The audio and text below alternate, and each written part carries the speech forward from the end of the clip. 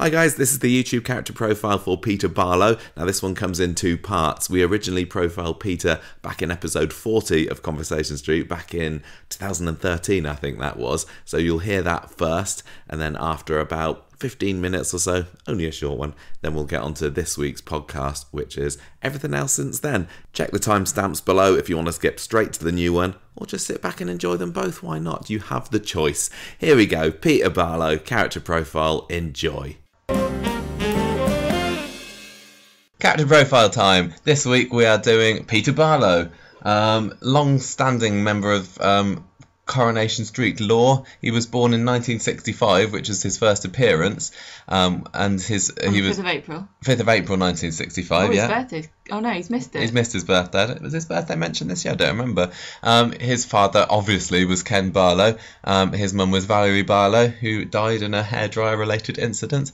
And he's got a number of. He's got a very long list. He's got a very long list of siblings and spouses because Ken can't keep it in his trousers.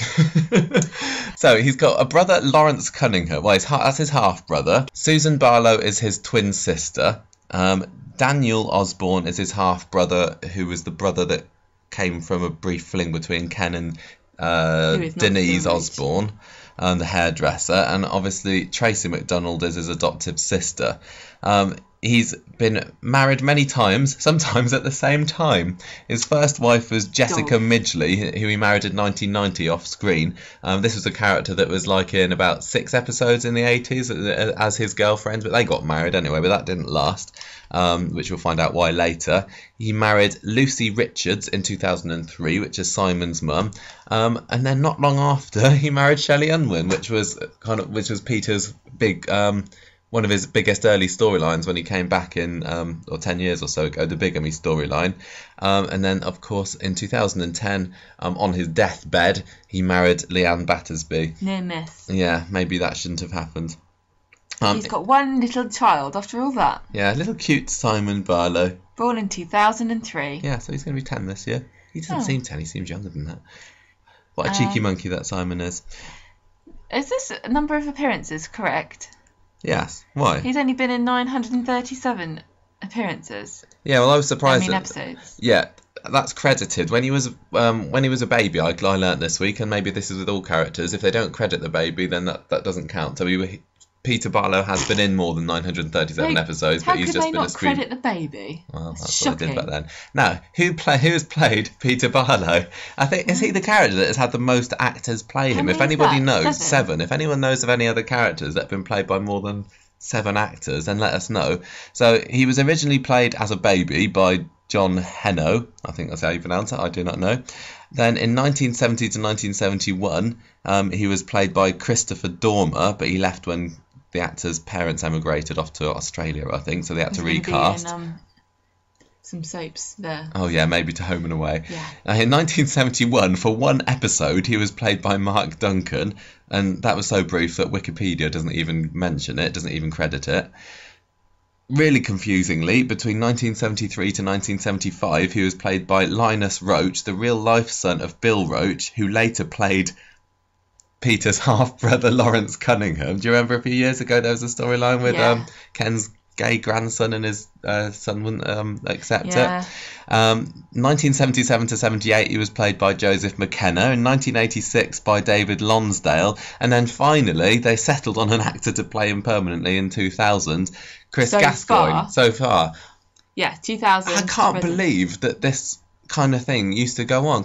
Could that happen nowadays? That you? Well, I don't know. Maybe we're audiences more, but we're audiences more accepting. I mean, it's bad enough when like a child is recast, like when Sarah Lou got Tina to play her eventually, and Adam Rickett was recast. It's bad enough when that happens, but how can you say like, oh, you've changed so much? Again, every time you come back, he's somebody else. It's crazy. Well, maybe they're going to do that with some old favourite characters soon.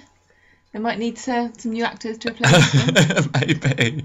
So let's have a look, run down Peter's rather confusing life history. And I was very puzzled when I was looking at some of the dates on this for the other day, and I'll tell you why in a minute. So he was born in 1965 with his twin sister Susan to Ken and Valerie Barlow, and in 1971 Valerie was electrocuted with her hairdryer, and the character of Peter was written out. They basically didn't want any of the other Barlow family, it looked like. So Ken, the storyline went that Ken couldn't cope looking after the twins together, so they were sent to live up with their grandparents in Scotland, so grandparents on Valerie's side.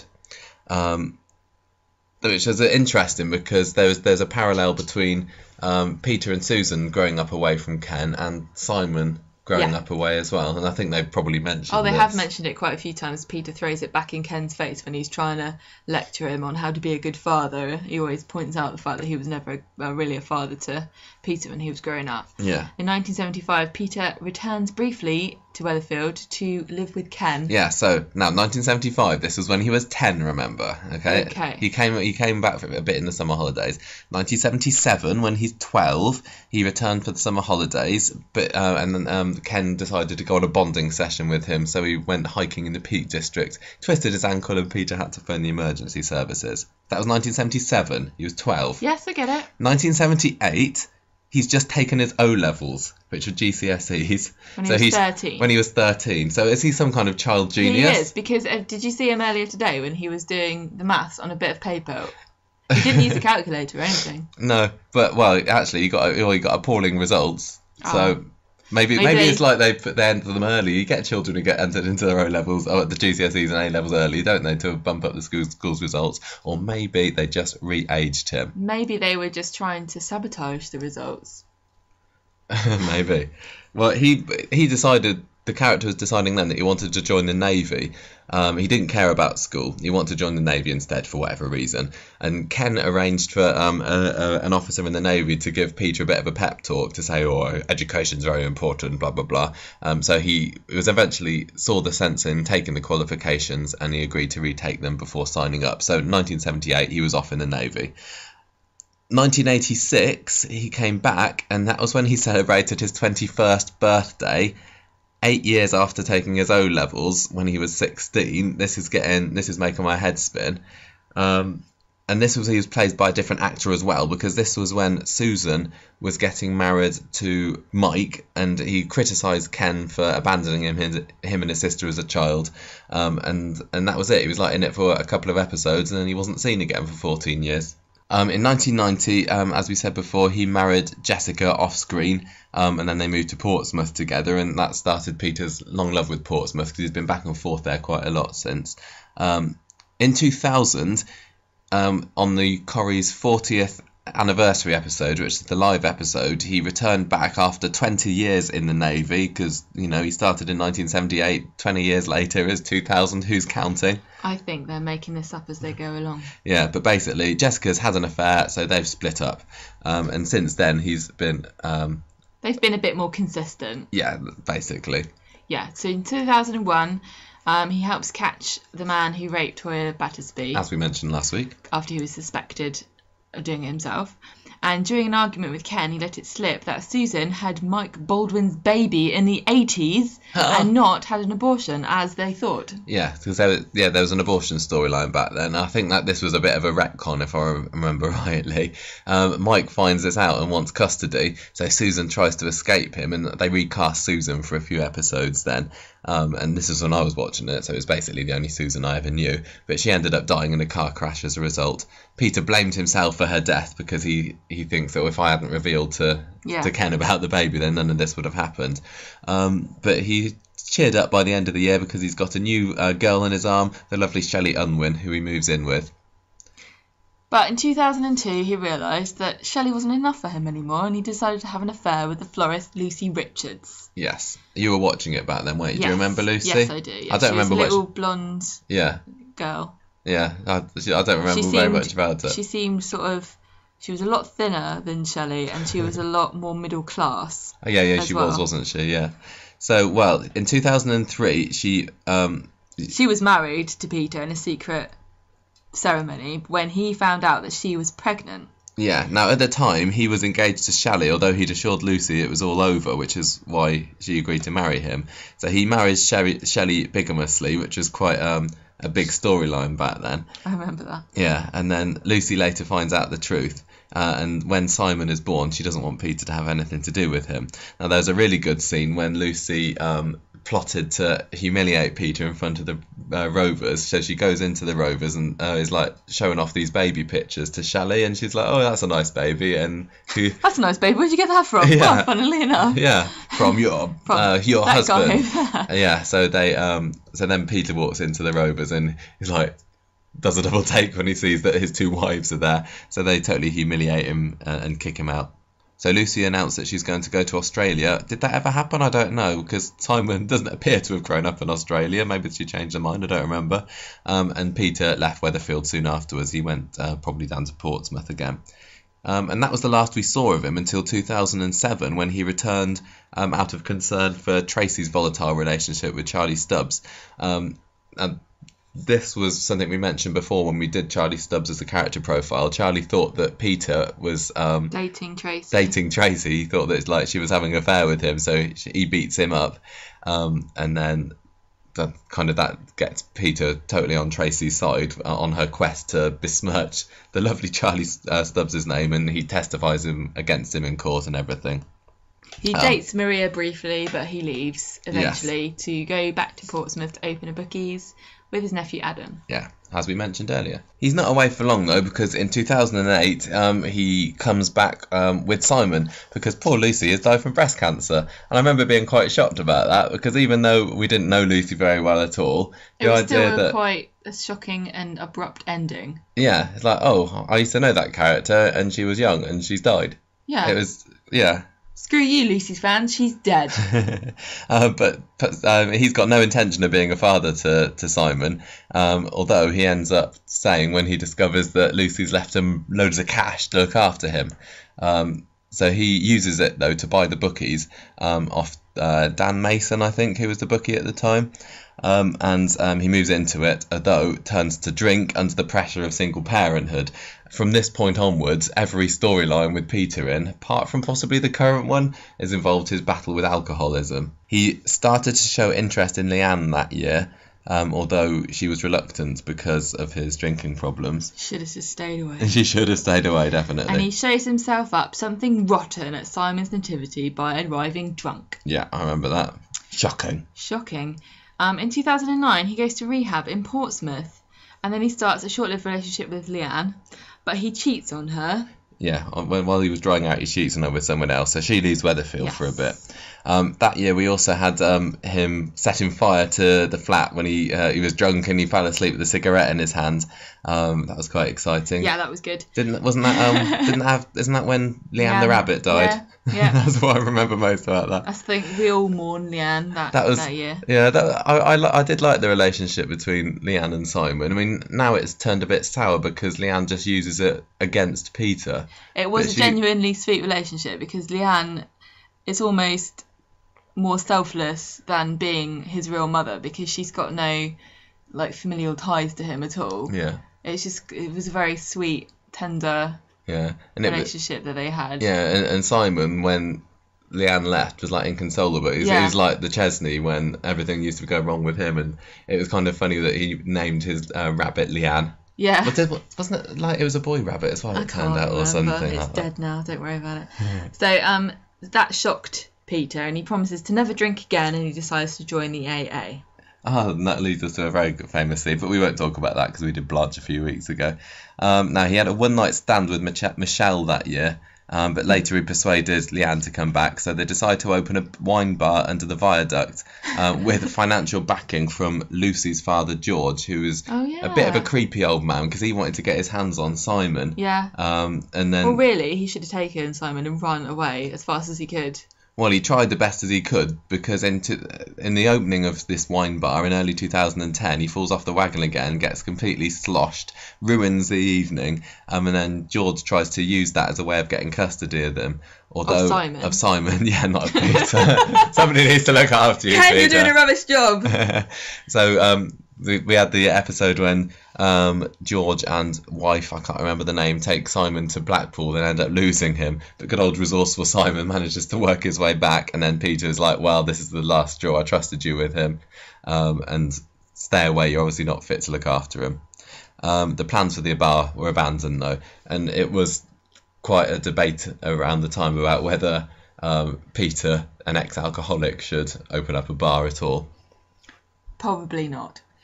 He decides he doesn't really feel threatened by Nick anymore, and he encourages Leanne to work for him at the newly opened joinery, little knowing that he's pushing her into his arms. Yes. Meanwhile, he forms a friendship with fellow alcoholic Carla, although it is just a friendship there, although I think she makes a pass at him, but he decides to stay with Leanne because he is engaged to her. Yeah. And this was at the end of 2010 when it was a bit of a love, what do they call it, quadrangle, even though that's not even a word, between old flames Leanne and Nick, and then Carla and Peter. But anyway, none of that mattered on that fateful night in December 2010 when we had the tram crash at the joinery, and Peter was really, his life was in the balance. They did hint he was going to die.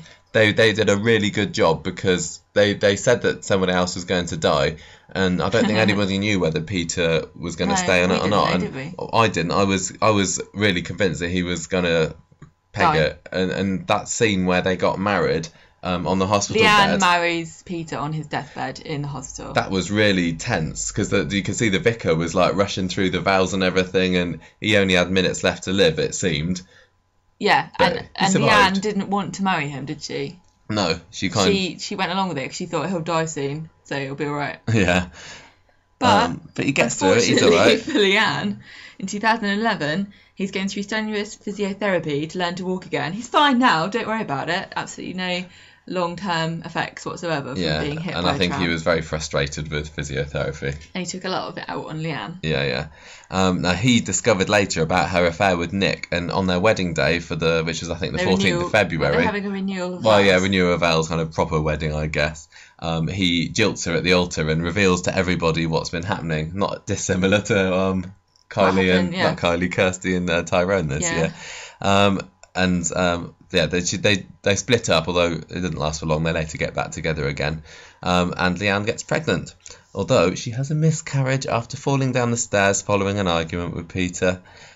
Later on that year, Peter supported Carla through her rape ordeal, and then finally that turned into a full-on affair between the two of them. She pursued him quite aggressively, as I remember. Yeah. At some points. Yeah.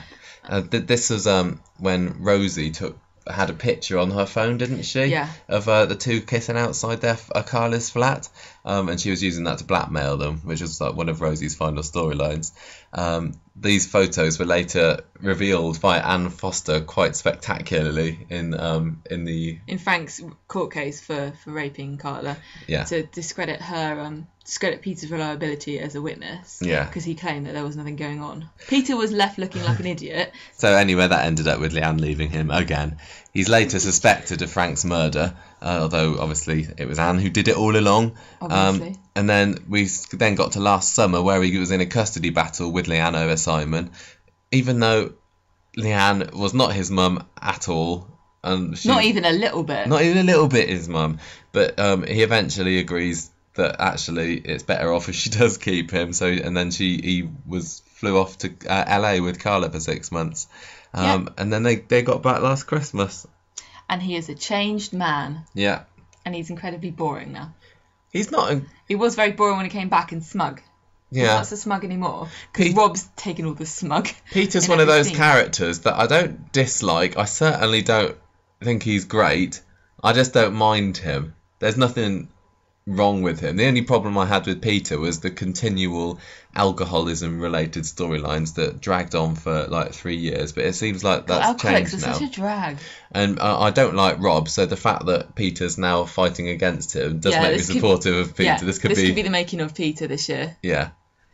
He's just kind of a character that can have any storyline really, because he's fairly bland. He's like a blank slate. You can give it anything to him really. Yeah. But I just hope that he's gonna move away and stop having these storylines with Leanne, because Oh, yeah. Fighting with Leanne and drinking are two things I don't need to see from Peter for forever. Don't need to see that. I've seen it far more than I ever want to see of that. Yeah. Hopefully Leanne now has got a bee in her bonnet about Carl and she'll leave Peter alone. Yeah. So, I mean, I'm happy for Peter to stay in it, but if it was announced... got your permission. Yeah, if it was announced that he was leaving, I wouldn't be too bothered. I'd be disappointed because it feels like because I've been watching it since he's been in it, so he's been in it the whole time. Yeah. And obviously there's that connection. He's carrying on the Barlow name as well. Yeah, so... And I would miss if he left and Simon left. I'd be disappointed because I'd like to see what happens to Simon, how he grows up. Yeah, there's no need for Peter to leave anyway, because if they need to replace the actor, they just will. Yeah. Lucky number 8. Hello there everybody and welcome to this week's Character Profile Bonus Podcast Spectacular. We are going to be talking about Peter Barlow, who has left the cobbles for the time being. Will he be back? I don't know. He says maybe. But I thought this would be a good chance to revisit his character because we last spoke about him in depth on the podcast way back in episode 40, which is in May 2013. And quite a lot has happened 11 years ago. Gemma is here as well. It's not just me. In fact, Gemma's very, very important to this because you have been on a special mission today, which was listening to that episode. I've not even listened to it. So, did you find any nuggets of gold in our Peter Barlow discussion circa 11 years ago? As you may recall, if you've been a long-term listener, we were a bit looser with the details back in the day. It was a bit of a potted history of the early years of Peter Barlow. You can't shut us up now. But we talked about the fact that he'd had 7 actors play him. Still not beating that record. Is he the character who's had the most number of actors? No, I think there's somebody else, and I can't remember who it was. Is it Sarah Louise or Bethany? No, I can't. I think there's somebody else that's close. I don't know, but yeah, Chris Gascoigne is the one and only Peter Barlow in many of our hearts because he's certainly done it the longest. Well, he's been in it since the 40th anniversary when he pitched up. He's been in it 23 years now, hasn't it? We also mentioned that at the time of the recording, he had 937 appearances. Oh. However, the caveat for that is that he was uncredited as a baby in many of the episodes. So when the baby appeared, if the baby wasn't in the credits, even though everyone knows that's Peter, I think that's what they do with babies. I can't remember when they, at what point, how old a baby needs to be. Is it when it gets a line? It's difficult to know. Is this the baby or is this just a plastic doll with a sheet on it? We're not really sure. So we talk about his history. So he's been in 1,911 episodes now. So he's racked up another 1,000 or so since we last profiled him. I noticed something interesting when we were listening because obviously he'd gone away, come back. He was in the Navy for a long time, and then he comes back to Corrie. And actually, he only starts becoming an alcoholic and having a drinking problem when he's got to look after Simon. Yeah, he drove him into it, didn't he? It might be the case. Yeah, I think he was an alcoholic. Was it like 2008, 2009? He was an alcoholic. It's been a long standing story that they've kind of dipped in and out of over the years, and I'm glad that they did. It's very interesting that we kind of saw... It's a long-term insolvable problem sometimes. The genesis of that issue, because I think it would have been easy to have had him come back as an alcoholic. But we sort of watched the journey of him. Yeah, the descent. It doesn't feel like we've watched the journey of him becoming an alcoholic. I feel like he's been alcoholic his whole life, but that's not true. I mean, if you like the way that they obviously do issues stories on Coronation Street at the moment, sometimes, I don't want to be too cynical about it or anything, but they do it. They say, hey, everybody, we're raising awareness of this, and anyway, next year, it's gone, it's over. They're either cured or the character's left or they've somehow miraculously not got OCD anymore. But with Peter... it's been a constant part of his life and a battle that he's had to try and avoid getting back into. Well, it's for 18 years. Simon's been around. Yeah, which has been most of his time because he came into it in 2000, and he'd been on and off during that time, wasn't he? He went away for a while, and even in this stint that we're going to be talking about today, he's had a year and a half or so off, which is why I think although Peter has left the show and he's saying, oh yeah, maybe I'll be back, and lots of people say that. Chris Gascoigne has left the show. I think that you can believe him when he says that we may see Peter again, because quite often characters or actors leave and they say, oh yeah, the door's left open for me, but you know, the wind's still blowing in and they haven't returned for a lot of them. So there is hope, because I think it would be a shame if we didn't see Peter again. But then, you know, maybe... I'm not thinking it's definitely going to happen. So. One of the queries we had was, can a character be recast as much as Peter Barlow has been in the current era of Coronation Street? And this was interesting because this was 2013. This was before Todd was recast. And I think Todd is one of the biggest high-profile recasts of modern Corrie, along with, I would say, Ryan and Ali. Yes, I can't remember when Rowan Prescott first came into it now, but I think it must have been since then. Because those two characters have had a few actors, haven't they? And so it's very interesting. Could there ever be a character in modern days where you have 7 different actors? I'm really not. I don't think so. I really don't think so. I think people are a bit more obsessed with it now. There's more tracking. There's people. The online, community makes things like that more difficult. Actors perhaps are a bit more aware of the fact that they're going to be criticised for how well they're performing compared to somebody else, which is not a great way to come in. I think some of the other soaps have had a few more recasts for some characters, like EastEnders. Is there like Bobby? Has they had something? I don't know what I'm talking about. But yeah, I think that we're not going to get anybody who's had quite as many actors as old. But it's a testament to the importance of the character of Peter Barlow that they've recast him so many times, because a lot of other characters you'd say, well, just don't bother bringing him back.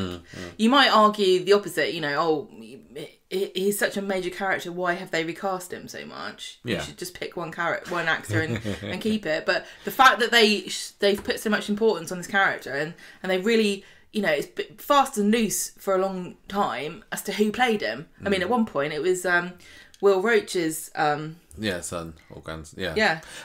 Because Peter was in and out of the programme, wasn't he? He was like, he went off to Scotland, came back with a new head. And Chris Gascoigne has done the same thing, but he's always been available. Yes. To act as Peter since his appearance in that episode. More facts. Michael, you didn't really like him. You said you didn't mind him, but he's a bit boring. We've both agreed he was a bit boring since he's come back, and we didn't like the alcoholism story. So this was 2013. I think I would say I've changed your mind. But my kind of current stance on Peter Barlow is that he's just completely and utterly reliable. He's solid. I honestly think that Chris Gascoigne is one of the best male actors that Corrie has had in recent years. He never gets it wrong. When somebody put it online recently, and this is exactly how I feel, that when I'm watching him, I feel like I'm watching Peter Barlow. I don't feel like I'm watching Chris Gascoigne. And although I wouldn't put him ever on one of my favourite characters list, because he is, he's not an exciting character necessarily. He's just a bloke. I absolutely think he's an important character, and I think the show is worse without him. But is that partially to do with the fact that Chris Gascoigne, I don't know if this is right or wrong, really hasn't done a lot outside of Corrie that we've ever seen him in? I don't think so. And he's played that character for 23 years. I can't remember what he did before Coronation Street. He's done it, when he went off. He did 2015, 2016. He's done a bit of theatre work. He's just done panto.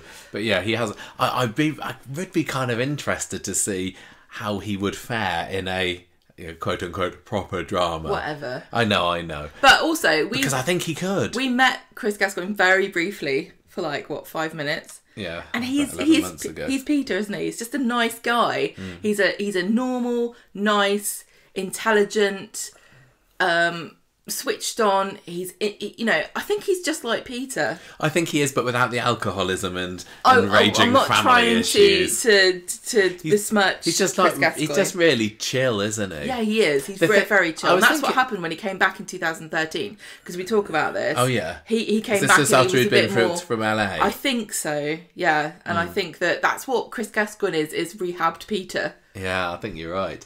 I was thinking about Peter earlier in preparation for this, and one thing I really, really appreciate about him is that I think he's one of the few older male characters that they haven't made silly. He's not an idiot. He's not an idiot. 'Cause yeah, you're right. I never thought about that. Steve is, Kevin kind of is. He's a bit of a everybody's joke. made a fool of Tim themselves clearly over Tommy Orpington. Orpington just this week. I can't. Can you imagine Peter pitching up in the middle of this fangirling over Tommy Orpington and going, "Great, brilliant." He'd be like, "All right, lads, whatever floats your boat. I'll be in the pub." Exactly that. Look at drinking Dev, my orange juice. We love Dev. Yeah. I don't mind how they've made him silly. Steve, I do mind how they've made him silly, but there is not an ounce of silliness in Peter, and that's what I really appreciate about him. I don't know whether there's many other characters of his age that are like that. Just I'm in it for the drama. Just chilled out. You said, well, this was when it was Rob versus Peter for various reasons. And you said he's a blank slate and you can give him anything. Who is Peter? Yeah. And I think that's right. He reminds me a little bit of Gary, because I remember a very long time ago, with us talking to Simon Matthews, and we had been slating Gary. This was before his stint as a loan shark, and I found Gary very boring, and she pointed out that Gary's one of those characters that you can put in a scene with anybody, because he's like an everyman, and he gets on with everybody, and Gary's still very much like that. He's a younger version almost of Peter Barlow. Yeah, they've not made... He's relaxed, he's not panicky. If I had a crisis and I knew Peter Barlow, I'd probably give him a ring and say, "Help me, Gary, my house is flooding." Gary hasn't. There's been the odd scene here and there where they make him silly. Like, do you remember when he was doing his exercises in the lounge? Like, don't do that to Gary. Don't. I don't even think they ever tried that with Peter. No, but Peter's weakness that Gary doesn't have is that he's a bit of a womanizer. And we said, the fagging and shagging, for example, on the boat. I can't imagine Gary doing that. But you said that you want him to stop fighting with Leanne and drinking. Yeah. And he did that very recently. What? Which bit? Stopping the drinking? Yeah, stopping the drinking and stopping fighting with Leanne. And I honestly think those two things made his character more interesting. I think, especially in recent years, we've not seen as much of him and Leanne together, have we? She's kind of lived her separate life. There's been a very strange raising of Simon. It's kind of been Leanne who's raised him, even though Peter's been on the street. I know that sort of stan culture on social media is relatively new, but I don't think there was anybody shipping Leanne and Peter, even though, he's on his deathbed. I mean, he married not Leanne. Like Carter. No, I think that I think there's something special about the Peter and Carla as a couple. I never really was a big fan of them personally, but I'm not going to deny those two characters didn't work really well together and didn't have a sort of chemistry that worked. Oh yeah, they gelled I don't know what I'm going to say. They gelled very, very well together. Good job. Very nice. I think they fit more than Peter and Leanne do. They don't excite me, but I think they're solid. And this is one of the reasons why we think it was such a shame that they ended the way that they did, which didn't really make sense. Yes, exactly. I mean, I've said that. Nick and Leanne work well, and Carla and Peter work well. I think that those two couples in the Weatherfield washing machine, we used to call it, when they were jumping in each other's beds, I think they shook out into a fairly reasonable... Because, Leanne's so highly strung and Nick just rolls his eyes and squints. That's what she needs. That's what he needs. Carla and Nick, and Peter, are quite... they're like reformed addicts who are a bit chill now. Yeah. I think they've ended up with the right people.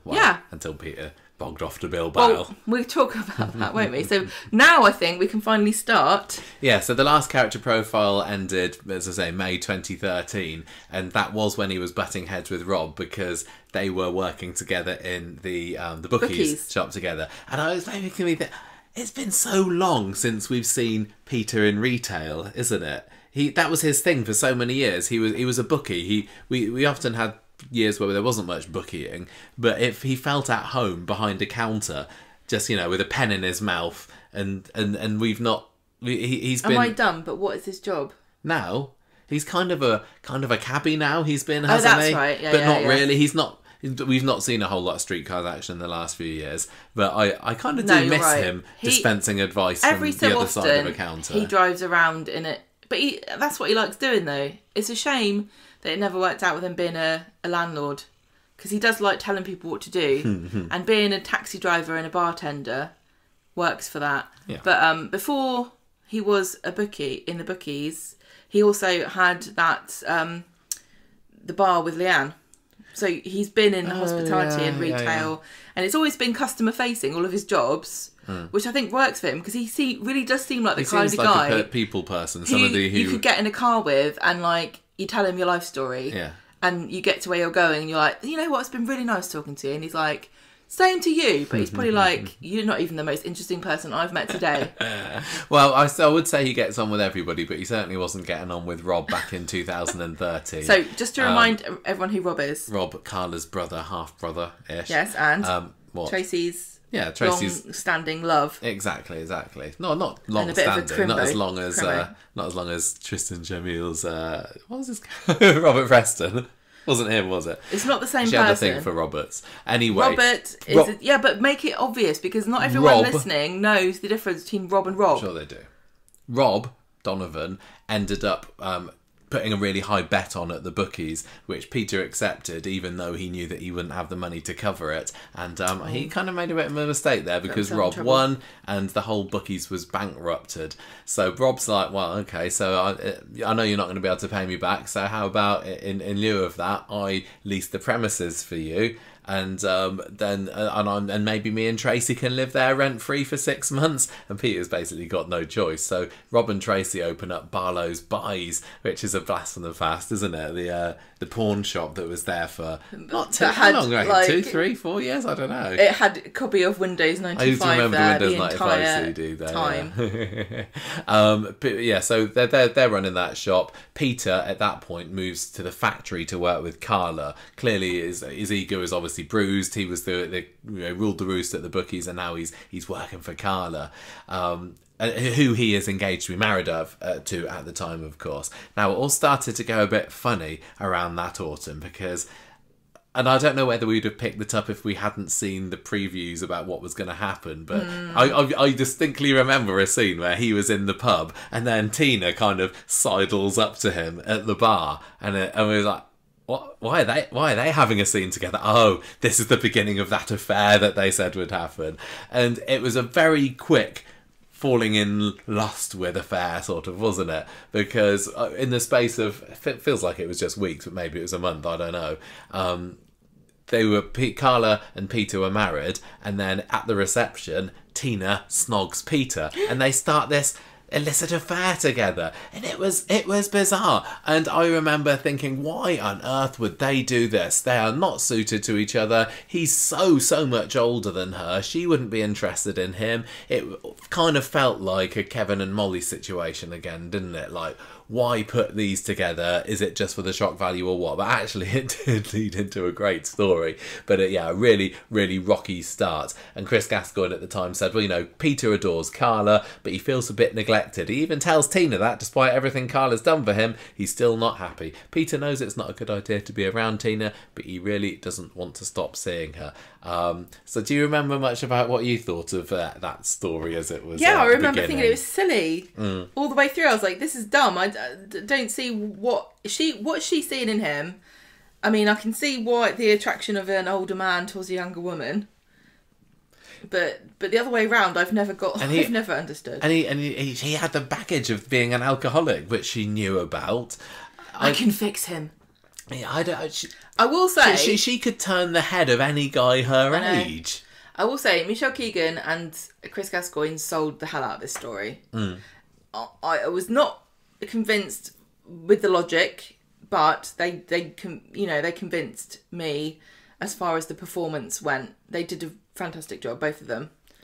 Do you not think? Yeah. Oh God, well, absolutely, they did. It just felt unusual to me that he had Carla there, who's a lovely woman, ready to, he walked down the aisle to her. She walked down the aisle to him, and he's just been a bit greedy, to be honest.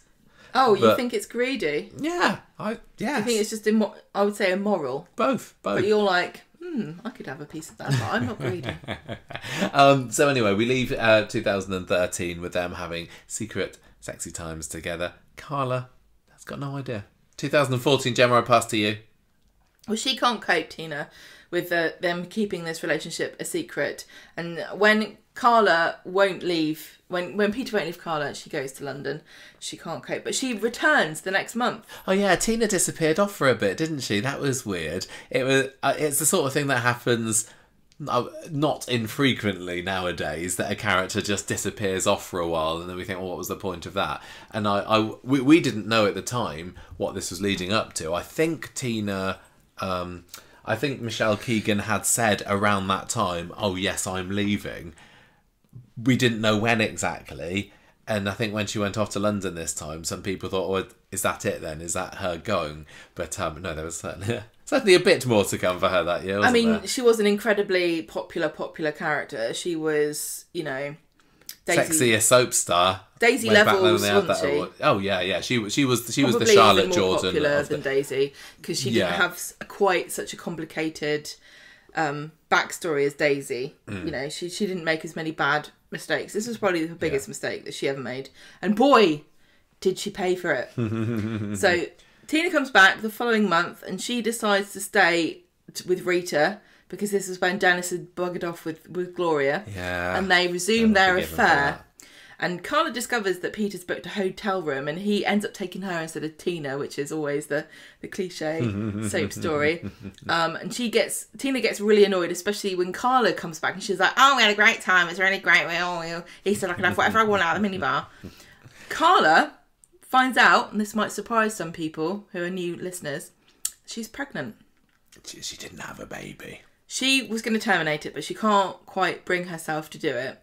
Meanwhile, Tina's also thinking that she's up the duff, but luckily she's not. Yeah, double pregnancy scare. That's a classic. I mean, honestly, classic story beat for an affair, isn't it? For like how free and what's the word I'm trying to think of, bohemian Peter has been with his penis over the years, I'm surprised that Simon's his only. Oh, he's got other kids around. He's he ripe. Must do. Of all the Girl characters, in every port, surely literally. He's so ripe for having millions of secret children. Yeah. And I'm still waiting for Corrie to use that 23andMe, or like, I did a DNA test and you came up on my family tree thing. They've got to do that story soon, because I'm dying for it to happen. They've had more and more stories in recent years of, oh, I've got a secret child that I never knew about, like Steve with Emma, or even Carla with Johnny, but still not gone there yet Carla with Peter. With Bobby. But Carla with Bobby, exactly. But that's not her all child, these. though. No. It's more difficult for a woman to have a secret child. Yeah, not realise. But yeah, of everyone, Peter, he must do, mustn't he? But it keeps the Barlow dynasty strong if ever there's a need to reinvigorate it. I'd like a Lady Barlow. Yeah, well, now we haven't got Susan. We haven't had Susan for 22 odd years. Yeah. Right, so Peter hits the bottle. Surprise, surprise. After spending the night in a B&B with Steve, because he doesn't want to go home, he opens up to him about the affair. And then when Carla finds out about the drinking, she says he's got to go to a rehab centre. I think I remember those scenes with... I can picture Steve and Peter in a bed together. And him kind of opening up. I got really vague memories of that. But I think I do. Well, when Peter comes back, he has to deal with Simon being stroppy. Sound familiar to anybody? He's got every cause. Poor Simon, honestly. The key factor that has led Simon to become the grumpy git that he is these days is terrible parenting. Now, but of course, Peter didn't have the best upbringing himself. You could say, well, he was raised by the Tatlocks, wasn't he, up in Scotland? But he's just been so useless. Even when he's in Weatherfield, he doesn't have Simon living with him half the time. Ken has a legacy of very poor abandonment of his kids, and both Daniel and Peter really have hallmarks of that early trauma, don't you think? Yeah.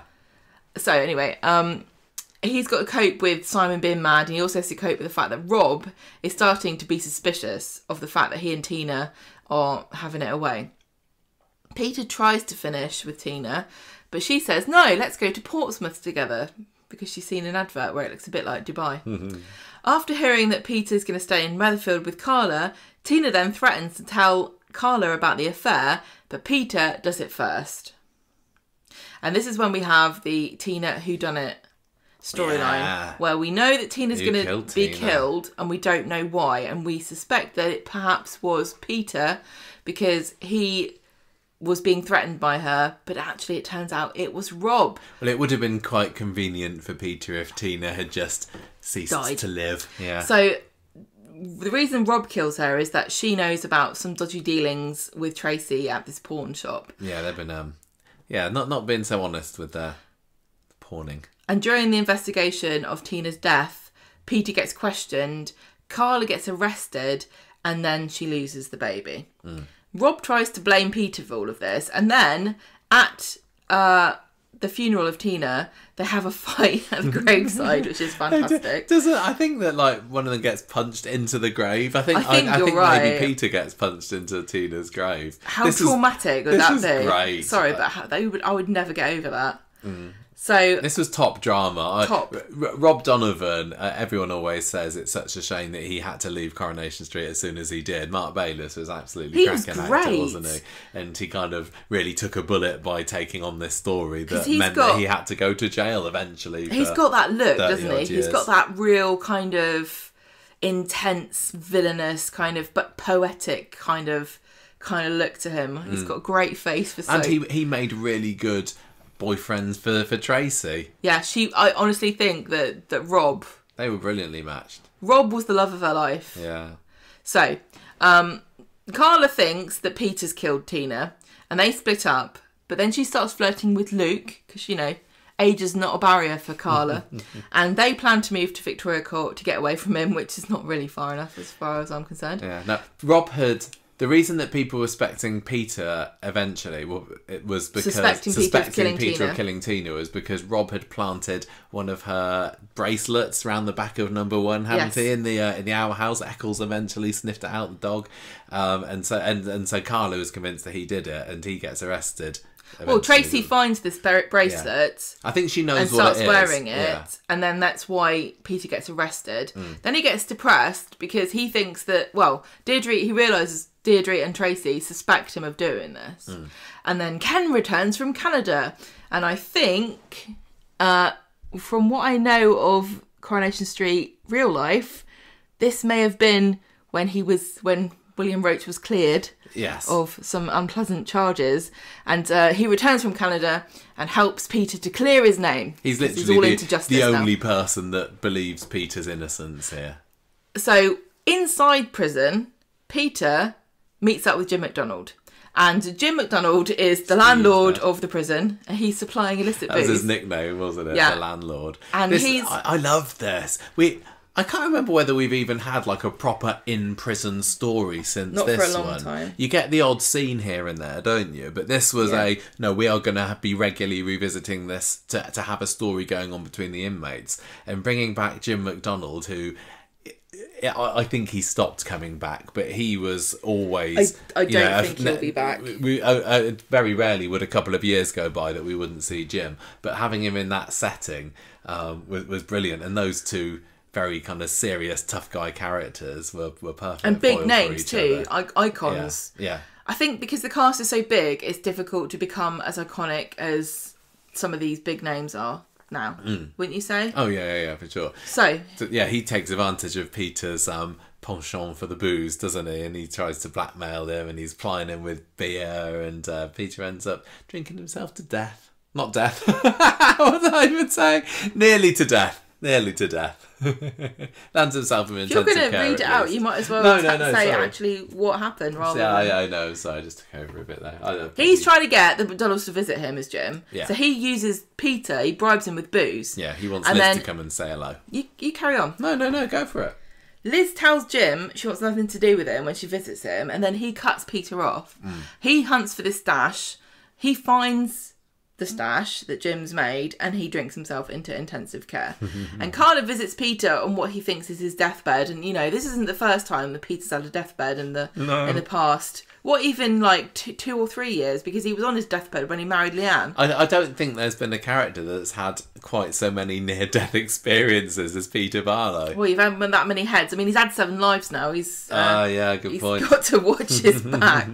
So she believes that he tells her, I will keep it a secret, my love Carla, that you killed Tina. Yeah. He thinks that she did it because he knows he didn't. So that makes him realise, just as you might do if you're a traitor in the final scene, that if somebody's throwing a red into the fire on the last round, it means they're not a traitor. Yeah. Use your brain. So Carla realises that Peter, therefore, is innocent. Because you're not going to use your, like, deathbed final... Just to keep up the lie. Just to kind of keep your alibi up. No. So, the Barlows beg Liz to visit Jim regularly. He's fine now. Peter's fine. Don't worry about it. Because Peter's going to be safe. And then Jim gets in trouble because Steve reveals that he's got a secret phone and he gets separated and he can't protect Peter anymore. Then Peter has his trial, and then this is when Deirdre goes to Bev's to stay because the actress was sick.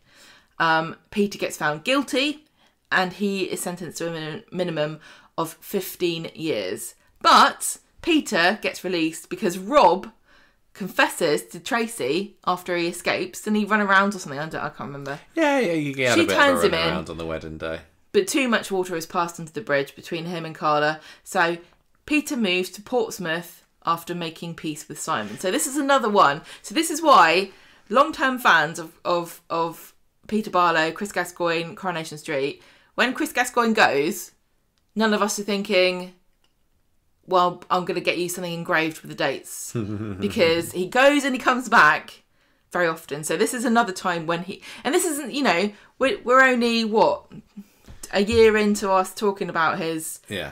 And he's gone again. I think he knows he's good, and I think he knows he's valued and respected. Well, he probably gets paid loads, and he probably doesn't need to work. And because of him being part of this legacy family, it must be so easy to slot back in. It's not like, oh, I can't stay away too long because there might not be any Barlows left by the time I want to get back to it. I mean, he's fortunate because there have been many talented characters who've played talented actors who've played characters that aren't as integral to the story of Coronation Street. But he's just in the right place at the right time. He's got the talent and the skill to play Peter Barlow, so he can basically say, do you mind if I'm in it from March to August next year? And they will say, yes, please. Yeah. He even said then, he's at the time that Chris Gascoigne said, I will come back. I've always said I'll come back. Don't have a certain time span in my head for when that'll be, but it's years more than months. But how do you know for certain? Who knows what's going to happen all that time down the line? So he just wanted a break. He wanted to maybe try some different things. I mean, even more so every year on year, the amount of episodes and the amount of the length of the episodes, it becomes more and more challenging to be on Corrie. Yeah. And I can see why he wants to dip in and out. So, I'm just so honestly, Chris Gascoigne, does he live the ultimate life? Is it like the best job in the world to be Peter Barlow? You can just walk in one day and say, "Get any stories for me?" Hey, I'm cool. I'm back. Yeah. I can cry over a bottle of whiskey. Any particular memories or thoughts now with all this way removed from it for the landlord story with Jim and Peter? I know you loved it. I think I did. Because you love Jim. I really, really love Jim, even when he is used badly. And I wouldn't say that this is one of Jim's best stories. I just really appreciate having Jim on the show, just because of his great acting chops and hard man demeanour that we don't have anybody quite like that anymore. And yeah, I just love that he was... ruling the roost there, really. I think it was good. What did you think? I mean, you like Jim more than me. That's why I asked you to talk about it, because Jim is fine. I like Jim. It didn't connect to me in the same way as it did to you, but it doesn't mean it was by any means that I didn't enjoy it. I'm just saying that it had a deeper meaning to you. I think it was more the beginning of, we are going to turn Jim into a bit of a bad guy now. And I know he's always had his bad side, beating up Liz and what have you. Yes. But he was purposefully manipulating Peter over a long period of time. And I think with Peter obviously having a weakness for the alcohol It really meshed well for me, and it was a fun little storyline that lasted a month or so, and like I said, we haven't really had an in-prison story for quite a while since. I suppose we've had like maybe little ones. Do you remember when Abby and Sally were together in prison together? I suppose that's an in-prison story. It's just nice to have an ex-character who we know has been sent away, and usually what that means is we're never seeing that character ever again. Yeah. But actually, oh no, they are there. Of course they're there. And we always wonder, like, when somebody gets sent away, is someone else going to be coming? Is somebody going to turn around the corner gap. and say, "Hey, remember me? Remember me? I'm in here. Let's have a story together. I know you from the outside." Okay, so 2015, we didn't get to see much of Peter at all. You mentioned earlier that Anne Kirkbride left the show in late 2014 because of her health issues. We did not expect to not see her again, but sadly, after Anne and therefore Deirdre's passing in 2015, Peter made a brief return. I think it was about 3 episodes or so, and it involved him coming back for the funeral, having a row with Tracy and Ken about something or other, and then bogging off to Antigua with a job for a chartered boat company. And that's all we hear from Peter that year, apart from, I think this was the time that Simon was beating Leanne up. Yeah, remember that? Yeah, and then so Leanne sent Simon off to live with Peter for a little bit. Have we done a Simon character profile? Yeah, we've done him. We've done pretty much everybody at this point. And then on to 2016, again, Simon goes to stay with him. I think it was a quite good opportunity whilst Alex Bain was probably doing some exams or something, if they wanted to have him disappear from the show for a stint of time. Oh, he's just going to stay with Peter. But Peter was back in October, and this is part of then producer Kate Oates's drive to bring the Barlows back as the central linchpin family of the street. And what an amazing move that was. I hadn't even realised before she declared that was what her intentions were, that we'd kind of were missing that with the Barlows, because we at the time were very happy that the Platts were the main family, and the Barlows, I suppose at the time, were, well, you know, they're there, they're an important family, they got a lot of history, but you know, we got Ken, we got Tracy, that's it, that'll do for me. Gail Potter, she got an alright to think she's central to the show. She's just an interloper. She's newer than Ilda Ogden, and I've always said that she was a newcomer. But yeah, they were just totally reinvigorated because they brought Peter back. I think Adam was brought back for this one as well. Yep. And Daniel, obviously, as well. This is when Rob Mallard came onto the cast. Kate Oates, just fantastic. What a great idea. We've sung her praises many times before. We're definitely a lot more positive about her stint as producer, you know, and I think Ian McLeod gets a lot of stick unfairly because there have been many challenges that he's had to face. But some of Kate Oates' biggest great ideas were just phenomenal, and this was one of them. I was thinking, like, are there any families now that they could say, well, let's chuck a few of the old characters back in and reinvigorate them? I certainly think the Grimshaws could do with Grimshaws reinvigorating. need to kick up the arse. We haven't seen very much of Eileen at all in the last few years, but bring back Jason could work. But even then, it's not... Even recast Jason. I know that we've spoken about it being sacrilege. I know the actor is incredibly popular. What's his Ryan Thomas, super popular. He's got his own stuff going on. I doubt he'll ever come back to Corrie. So if that's one of the reasons why you don't want to bring the Grimshaws back, I say forget it. Cast somebody new as Jason. Get those Grimshaws going. Get Holly back. Oh, the kid. There's only so many of them, though, aren't there? Like, Dylan's not one, is he? No, he's not. Todd's not got any children.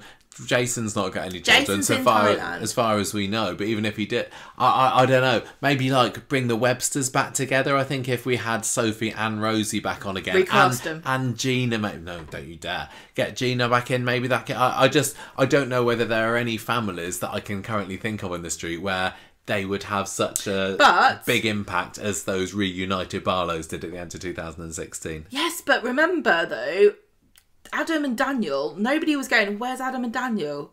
Where are the Barlows? Where's Adam and Daniel? I haven't seen them for ages. Bring them back. There are so many random characters. Like, think about Debbie Webster. No one was going, where the hell is Debbie Webster? She's come back in. She's a bloody force of nature. Yeah. I think that... There are so many opportunities for random relatives and people to be recast that almost any family that's been in the show for, I'm going to say, 30 years or more has got an opportunity to... Well, I mean, they could do it with the McDonald's, couldn't they? If the showrunners and indeed the actors were up for it, having Steve, Liz, Jim, Andy, Tracy, Amy. Yeah, Tracy, Amy, maybe even like Chuck, Karen, and Becky into the mix. That would be, I suppose, that would be equivalent. I think. I do think that there have been a bit of a decimalisation of families in recent years. I think that the last time anyone put a concerted effort into building up a family, it was the Barlows with this Kate Oates. Yeah. And before then it was the Platts. And I don't know much about the soaps, but I know that there are big families in other, like the McQueens and the Dingles, etc. Is there any room for two big families? That's my question.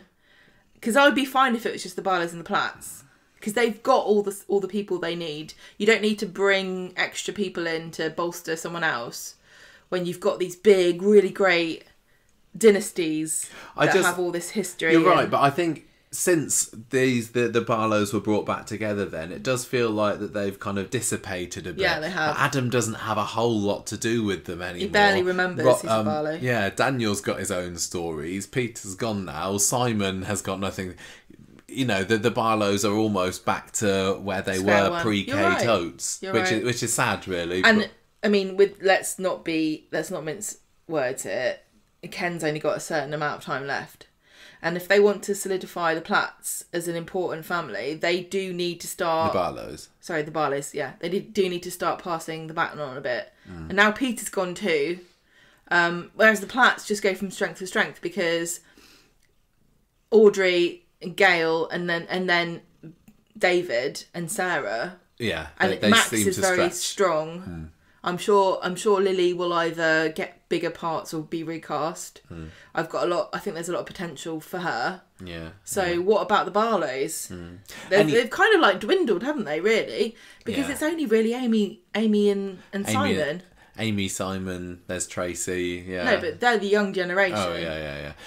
Okay, so, yeah, Peter, the reason that Peter came back to this, I don't know whether they had a reason, actually, but it's within well, I'm going to say it might even be the same episode, but it's at least within a week of him being back. He's arguing with Ken, and Ken has a stroke, which is a master stroke of a storyline twist, because that was not previewed beforehand, was it? No. We did not know that Ken was going to collapse from a stroke in that episode. I think somebody did say by accident. Oh, yes, like maybe Helen Worth might have accidentally dropped it on the morning TV show. How's she supposed to remember? But I don't think that I'd seen that. I don't think we knew. The whole thing was Ken's had a stroke. The whole clan just come from far and wide to look after him, and this is when we get introduced to Daniel. But Peter decides to stay on, even though Tracy's blaming him for the stroke because he was arguing with Ken at the time with it, and his role is kind of to play peacemaker because everyone's just at each other's throat, and Peter, like we said before, is the wise guru of Coronation Street, and I think that role suited him quite nicely.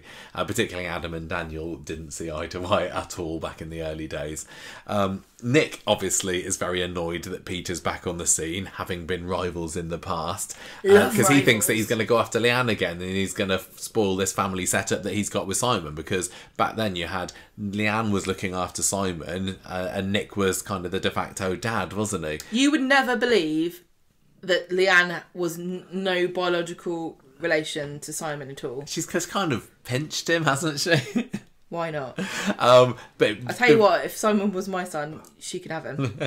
So Peter is being a little bit kind of elusive at that time, and Nick's trying to look for any kinks that he can exploit. Kinks? Yeah. I heard you like wearing high heels at night. Well, there may have been some kinks, I don't know, because the next time we see Peter, he's in bed with our Toya, who's back after a 17-year absence, he likes a spicy wasabi peed rolled across his nipples. It wasn't that long. No. Yeah, well, exactly. So Peter has been having a secret affair with Toya. That was revealed on Christmas Day, wasn't it? Yeah, it was the Christmas Day episode, and we were like, 2016. What? I can't remember whether we knew that Toya was coming back. It's been too long now. I'm not sure, but it's an. Well, you love a return. Yeah, I love it. We'd already really enjoyed Sally Ann Matthews coming back as Jenny. And so this was like another. I think we had classic spoken before. character. We'd spoken before Yeah. about like what are some classic characters who've not been in the show for 10, 15 years could come back, and Yeah. we liked the idea of it being Toya. I mean, we weren't to know back then just how much we'd enjoy her in this second roll of the dice. But yeah, so this obviously put the cat among the pigeons eventually when it came out, because Peter had been in a relationship for so long with Leanne, and now he's knocking off her sister. But yeah, very exciting end to the year there.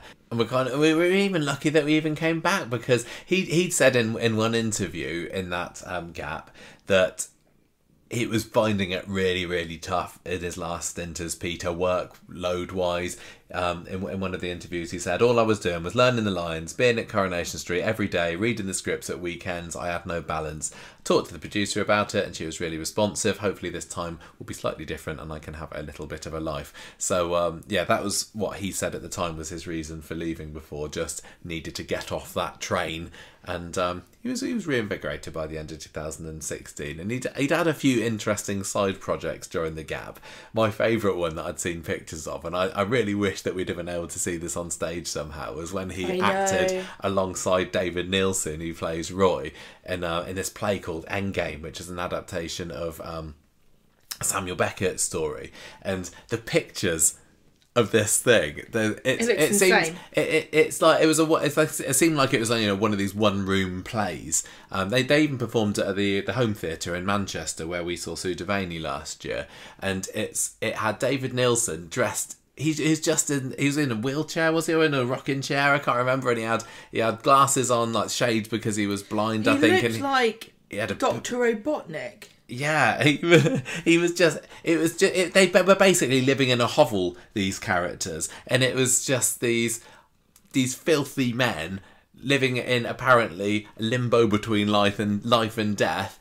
Chris Gascoigne's character looked like a kind of a village idiot sort of character, or he was wearing, a lurch kind of in long johns. Yeah, so I don't know whether anyone who's listening to I'd this love has seen to have it, seen it. This is why whenever somebody's performing, I always say we should go and see it. Yeah. So that was cool that they've been able to do that. So maybe they'll return to those roles again, just for us. Yeah. How much do you think it'd cost if we asked them to do a private performance for us? Probably a fair amount. What do you reckon it'd be? Seriously, what do you reckon it'd cost? Hundreds. Because these Saudi princes fly Beyonce over for like £1 million to do a birthday party. I don't think they'd. I think they'd do it. It'd be less than than that, wouldn't it? It'd be slightly less. So. There are two of them. So that's got to bear that in mind. What's when you look back at Peter and Toya in a relationship, which is the big shocker at the end of the year.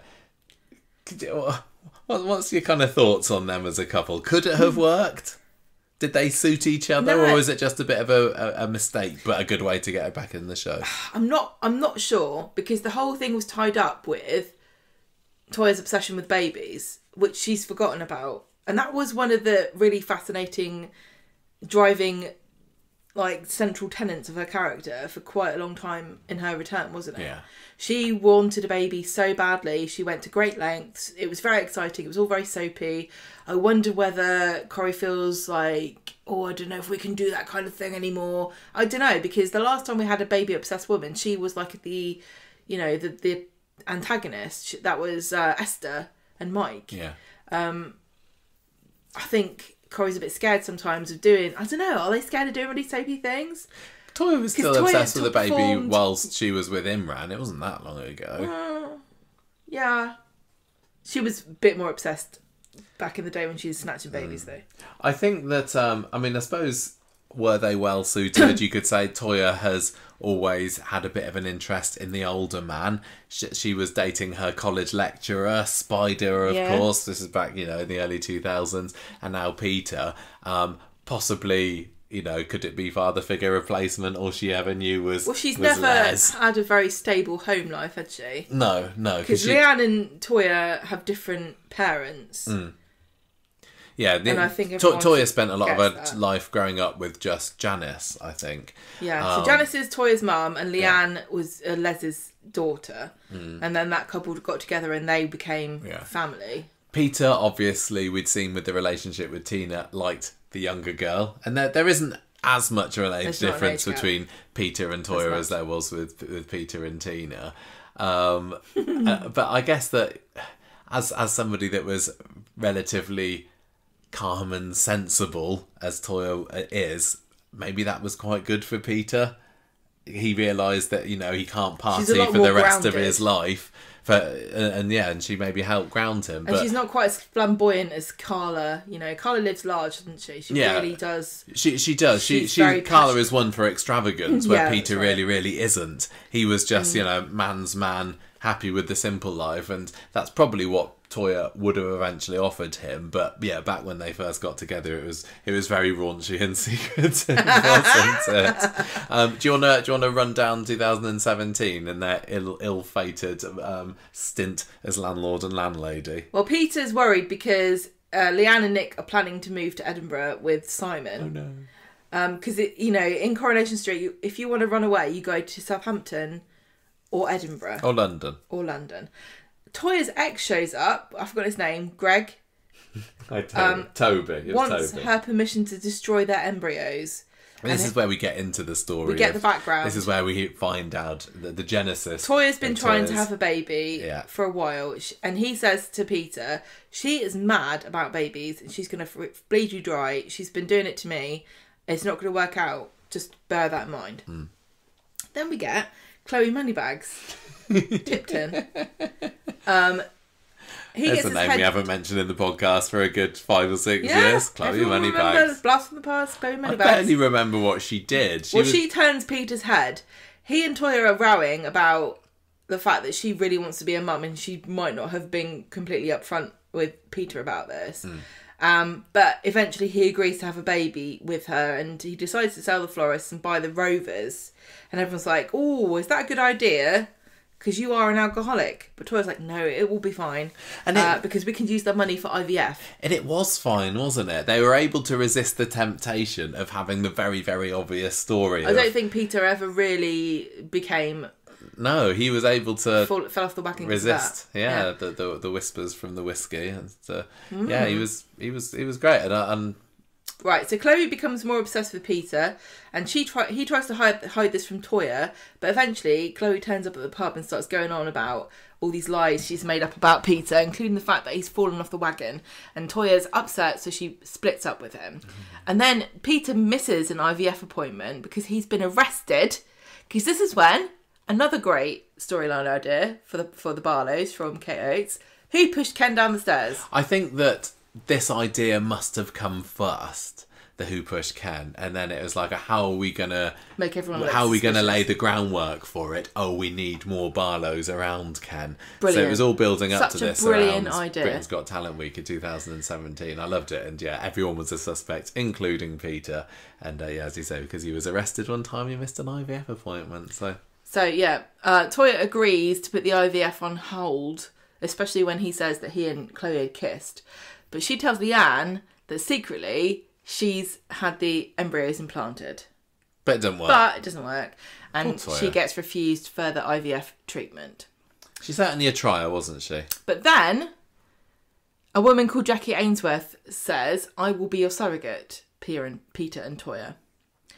Then, in December, Billy tells Peter... This is the Billy and Peter story, wasn't it? The This old was- Susan Barlow thing. Many people might point to this as somewhat of a jump the shark moment. Jump the shark right over the cliff, this was. Billy tells Peter that he was involved in Susan's death. Do you remember the details of it? What do you mean? Of how Billy was involved in Yeah, he was Susan's a death? druggie. And he was in a car with a bunch of other druggies. Yeah, they were, ran him off the road. They lived a life of crime.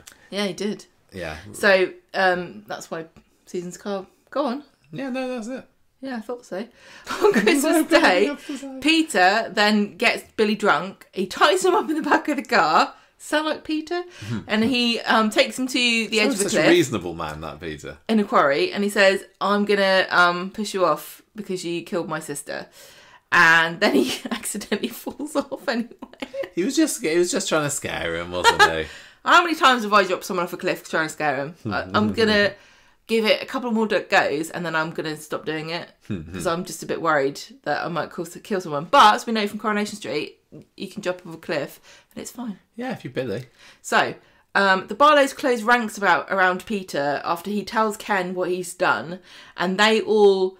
Like, there's a bit where, like, Billy goes to see Ken and it's like the blooming mafia, and Ken's like the Don, isn't he? I think there was a scene where shut. Billy was in the hospital bed, and I can remember Ken looking over him, just like the Don, like he's there. I think we didn't reference that at the time, but he's basically like the head of the family, and he's like, keep your mouth shut, or we'll tell the police everyone what you did to Susan. Yeah. So, I mean, the big parishioners... Big year that was for Peter. The parishioners of Billy's church were scandalised by the gay marriage, but imagine what they would say if it came out that he'd already killed a woman.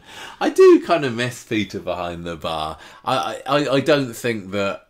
Well, like I said, he's got that air of, like, the philosophical dreamer, doesn't he? Of being a bartender.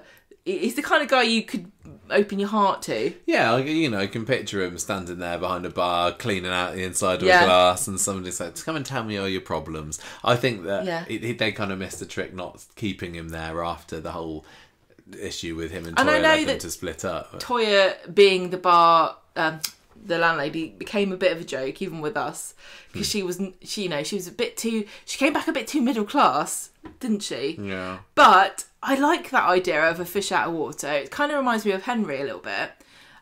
She just was completely out of touch with what they wanted. She was bored with a bunch of wasabi peas, which is a running joke for us about the wasabi peas that Toyah got obsessed with. But it kind of reminds me a little bit of the very original Annie and Jack.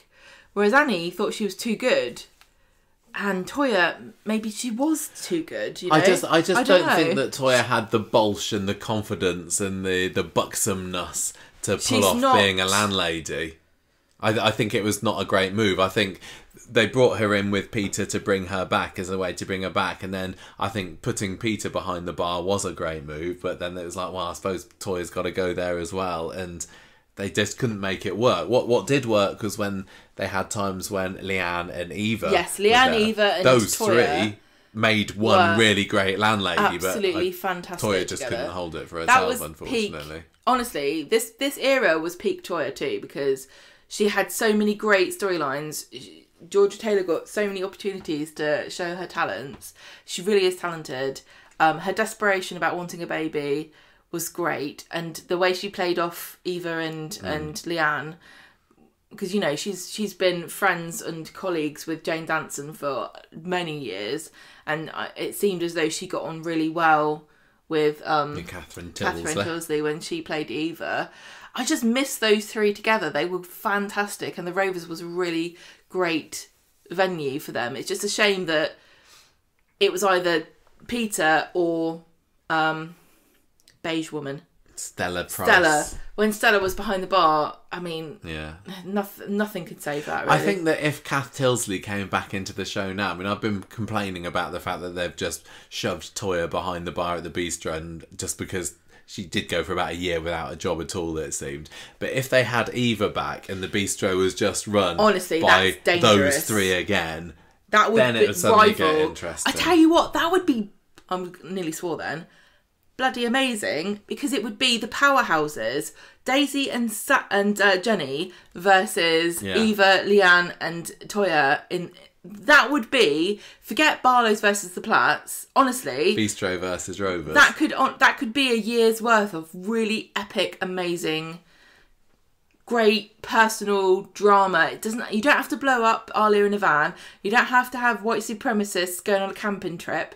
You don't need to put somebody in a roof box and send him off to Cartmel. Let's have that. All those actors are really great. I know that Eva's fantastic with comedy. She would be the comic relief of that trio. I'd love it. Honestly, I'm gunning for this now. What a brilliant idea! Right, 2018. If they sense a weakness in the Rovers, those three, I don't know what Kath Tilsley's doing, but have you got a number? No, I do not have a number. Damn! 2018. So hang on. I'll say okay. Everybody, let's start a Twitter campaign. Bring back Eva. Bring back Eva. Rovers versus Bistro.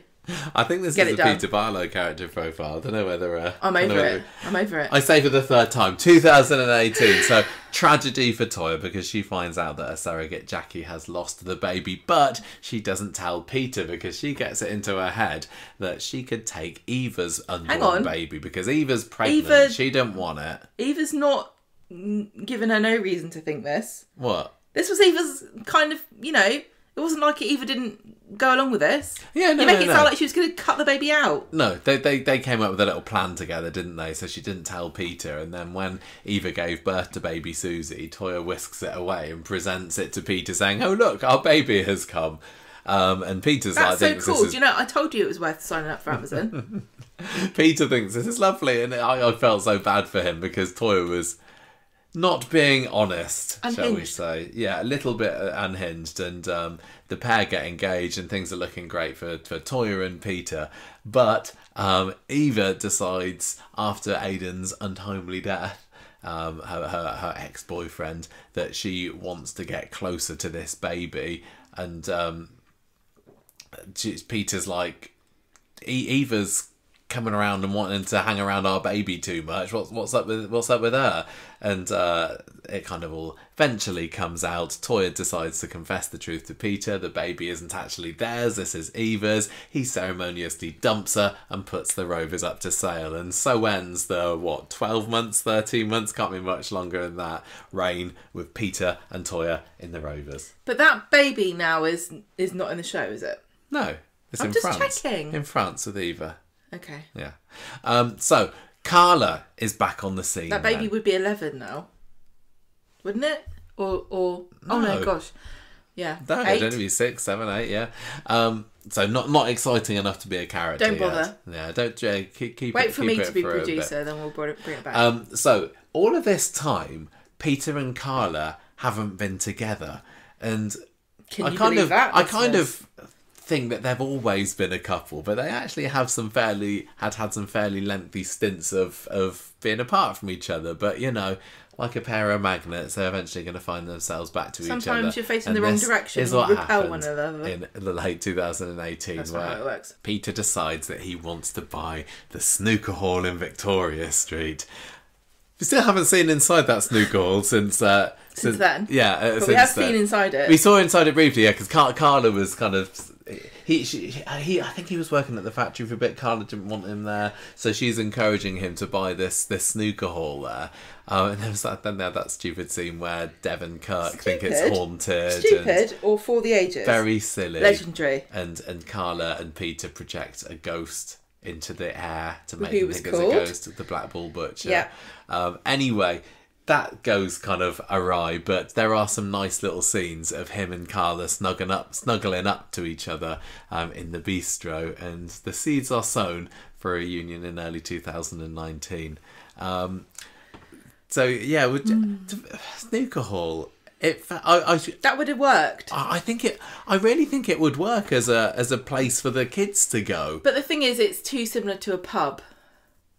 We talked at the bistro slash. We talked at the time. Speeder. We talked at the time about could it work, and I think it could, because it does feel odd that the youth, the Aldis, the Ashers, the Amys, where do they go to drink? The Rovers feels a little bit too traditional and old-fashioned for them. It's because the borough doesn't have any schemes. The bistro seems a little bit too high class, and I think that opening up the snooker hall as a banging place for the youth to go, I think that could work.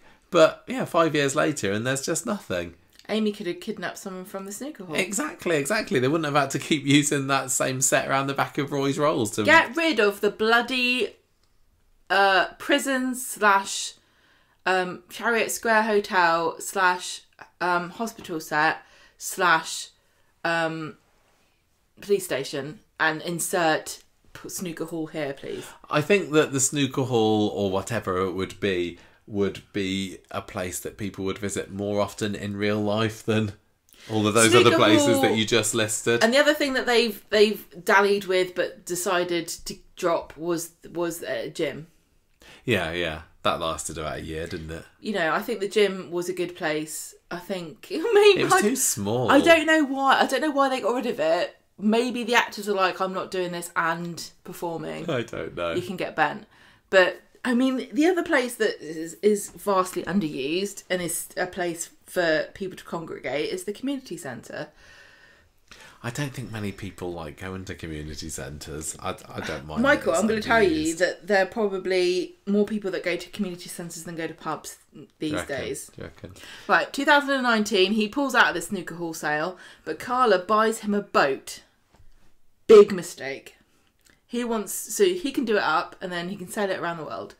And Peter takes pity on Abby and gives her a job to help him restore it. I can't remember how long Abby had been in the programme at this point. She might have been like a year or so, possibly. She was very impressionable at this point, and she falls head over heels with Peter, and then there proceeds to be a bit of fagging and shagging in the boat, which annoys Carla. And then the reason that we mention the fagging in particular is because the boat gets set on fire. Abby's, before then, Abby's telling her friends that she's being used by Peter, but she wants to go sailing with him, but he turns her down. She gets upset. Seb overhears Peter telling Simon that Abby doesn't mean anything to him, and then I think he tells Abby. Then we suspect her of setting this boat on fire, which nearly kills Simon. Roy was sleepwalking. How many times have I caught? I can't remember what happens in the end. Does he knock something over? Is there I think it's a lantern. Yeah, that's it. How did you? We didn't. We saw. I think we maybe one other time since then we see Peter and Abby together. But how did you find them getting on? A bit with odd. each other? It seemed like a bit of a very what's the word? Not unlikely. Like, it kind of made sense because they were both damaged souls with addiction issues. Yeah, I think that Abby's probably better suited to Peter than she is to Kevin. Yeah. I just don't particularly see what those two have got in common. Kevin other than and Abby. they've got the same job, Kevin and Abby. Yeah, no. nothing in But common. I suppose it's interesting that they're both older men for her, so she definitely needs somebody to look after her. Yeah. So everyone suspects Abby, but it turns out that it Twas Roy. Well, Carla's trying to set her up because she's in love with Peter, but when Carla confesses to Peter, and then he decides he's going to buy a new boat in Southampton and says it will never work. She confesses her feelings to him, doesn't she? After all this, she's basically seen him and Abby together all this time, and she's starting to remember what she loved about him from the old days. But he's like, "No, I'm off to Southampton. Ta-ra." Bye. But he doesn't stay there long because there's a factory roof collapse and it brings him back. Well, it's also not, they haven't done the Bargate Quarter yet, and we've got Taco Bell, but it's not that great anymore. So there's no Carla, is it? No. He returns to support Carla when the factory roof collapses, and she confesses to Peter that it's her fault because she knew it's faulty. And then Peter gives Gary a £10,000 bribe to say Phelan did this. Gary says he'll do it because he's in massive debt to Rick Neelan. Yeah, so it gets very complicated and soapy. It does. So Gary obviously knew that he was the one responsible for this. So yeah, I'd take £10,000 to say somebody else did something I did. Yeah. No problem. Any day of the week. Peter just wants to take the heat off of Carla. Yeah. It comes out that Carla knew about it. Then Roy throws her out of the cafe flat and Peter takes her in at number 1. Then over the following month, this is when Carla has her mental breakdown. Her mental health deteriorates and she does a runner from the medical centre. This is when she sees Hayley's coat and it turns out to be Rana. Yeah. That was epic. I thought that was fantastic. Yeah, but she kind of goes away for a bit. She stays in a squat for a while. And who hasn't? And then she comes back because Peter is also going through his own addiction issues at the time. Ken doesn't really like the idea of him looking after Carla because he's got his own problems to sort out. But yeah, she just gets worse and worse and worse, doesn't she? And he's a handy guy to have around in a crisis. But this is when she had her special Britain's Got Talent week dramatic episode where she saw Rana back. And at this point, also Peter's having rehab courtesy of Claudia's money. Claudia was going out with Ken at the time. She bankrolled some rehab, didn't they? So Carla ends up in treatment. She comes back and she sells Underworld to the workers, and this is when we get the 10%, what was it, 50 cent less. Just stupid. And this is when, like, they abandon all hope of actually plotting who owns what, because at one point Alia owned the factory. That's how stupid this got. So this... Yeah, I think it was from this point onwards we've had Carla and Peter together as a solid couple. Ride or die. Do you think that the fact that they're both very damaged people, does that make them suited to each other, or does it make them unsuitable to each other because neither of them are perfect? It can be dangerous to have people with addictive personalities. Because if they both fall off the wagon at once, then they're stuck. But equally, they both understand each other in a way that many people will never be able to. I think that one thing I like about Peter is he's very calming and reassuring here. If I was having a panic attack, I said that earlier, having Peter to calm you down, that'd do the trick. If I saw Hayley climbing around the roof, I'd call Peter Barlow and say, help me, there's a woman on my roof with a red anorak on. Yeah. I just think it's crazy how little time they did have together when they've been on and off. And, you know, we talked about the Weatherfield washing machine, and the couples went around and around, and it was Leanne, Nick, Carla and Peter, and it was kind of up in the air for quite a lot of the time that they were having these dramas as to who would end up with who. Because at one point, I think almost everybody's married each other apart from Leanne and Carla and Nick and Peter. And who knows whether those would be actually work out all right in the end. But they've married each other multiple times, haven't they, by this point? Yeah. And, you know, the writing is such that you could have put either couple together, but they ended up, it shook down that it's Leanne and Nick and Carla and Peter. And obviously, Leanne and Nick have got that very, very long history all the way back to when they were teens that Carla and Peter don't really have.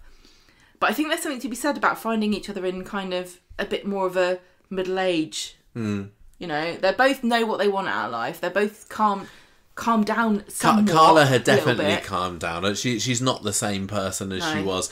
She doesn't keep hold of the factory for much longer after this. She's ready to calm down her wild ways. She's finished with her feud with Tracy that wouldn't get off the screen for a little while 10 so years ago. And they just going into their 50s, they made a good match. But many people would have pegged in this couple Carla being the ambitious one. But this was kind of a midlife crisis for both of them, really, where Carla decided that she didn't actually want to be the factory owner anymore. And also, Peter then started to come out of this just go with the flow, kind of easy come, easy go kind of life, to where he ended up. So we've ended up in 2024 with Carla rediscovering, you know, her ambition, well, not, you know, in 2023 to be the factory owner, and Peter realising that actually he does have an ambition and he wants to see the world one more time before he settles back down again. And, you know, were they kidding themselves for this short period of bliss where they were together? I'm not really sure. But I do think that they needed each other in this time, and they were the best they could have been for each other. It was lovely, but I think after this period, we were past the period of peak Peter. He had so many huge storylines since his return, and once we get to 2020, it really was that he took a bit of a back seat. He still had some big ones, but nothing really. He was more of a supporting role in other people's stories. But we also have to acknowledge that, you know, 2020, getting into the pandemic years, things become more difficult. You know, ideas have to go by the wayside. Also, bear in mind that this is the time when you had to stay in your cohorts. So the production team, and this is only going off of, I don't know this directly, but this is just my, you know, understanding, could be wrong. They would have sat down and gone, right, we need to put characters into groups, and they can only interact with this group. And so they would have had to have sat down and gone, right, Peter and Carla, who do they end up with? You know, Toya, who does she end up with? Nick and Leanne, who do they end up with? They have to separate everybody out, and they also have to get rid of a lot of the older cast members too. So Ken's gone for a little bit here. He can't be Peter's rock anymore. The he just has a bit of a side character. He gets involved in the story with Johnny Connor and Scott and that guy that he was involved in a robbery with. It doesn't really do much. He rescues Abby one time when she gets trapped under a car in the garage. There's a guy from the squat that Carla had stayed in the year before that comes and says, no, it's a woman actually. Somebody comes and says, oh, I'm going to blackmail you because I know that you slept with somebody when you were there. But it really wasn't that much. Can I just say, I know, sorry. That's all right. I really, really want, I don't know if Ian McLeod can do it when he's in the producer's chair or if it has to wait. He's got a bit more time. I would love Coronation Street production team to do a book about the pandemic years and what actually happened. Yeah, I know. Because there's so many things that happened that I hope we get to find out about. They did a few nice behind-the-scenes things. They did, but that's more to do with how do the characters film in a scene when you're not allowed to get within a metre of each other. I want to know what the stories were. We've got bits and pieces. We've picked up some bits and bobs along the way since, but what the hell? We're far enough removed that I think it'd be fine to talk about now, but if It's they leave it interesting. too long, people might start forgetting. Well, also, they're going to forget what happened too, because it's really easy to forget. I'm forgetting what it was like during the pandemic, and I wasn't responsible for one of the nation's favourite soaps being on air. So what we did get towards the end of 2020 for Peter was the beginning of his final falling off the wagon story, and it all starts when he gets mugged one day, gets offered a swig of whiskey from some guy's hip flask like a passerby, immediately falls off the wagon spectacularly. Carla meanwhile is having a one night stand with Adam of all people at Chariot Square, and then he is among the suspects of the people that bop Adam on the head like Christmas. But yeah, it's all kind of spiralling downwards for Peter at the end of the year. But on the plus side, he and Carla do at least get engaged. So there's that always to look forward to in 2021. And we didn't really get to see much in 2021, did we? Again, because it's the pandemic. There were, I just want to know so much. I wish I was a fly on the wall. So, he continues drinking. Then he needs a liver transplant. Right? Yeah. I know, but I'm confused because Carla had a kidney transplant. He needed a liver transplant, and Daniel was a match. There was a lot of scenes in the beginning of 2021 of Peter being found collapsed on the floor, wasn't there, having seizures. There was some really some super powerful scenes. I always remember like when he had to take little doses of whiskey as his medicine. Great. Chris Gascoigne just really proved that he is, as I said earlier, one of Corrie's top actors in those scenes. He's phenomenal. He'd been told times before, if you have another drink, you'll die. And this story in the beginning of 2021 was make or break for him. So I think, is this when Daniel and Carla were together? What? I don't know, but Daniel and Carla. Well, yeah, at one point maybe she does, doesn't she? I don't remember. I don't know. So Daniel is a match. He says no, and he also rejects Carla supporting him, and he's like, no, I'm going to die. Just going to die. It's fine. Yeah, he's given up at this point. He's obviously very low, but he has got a lot of support.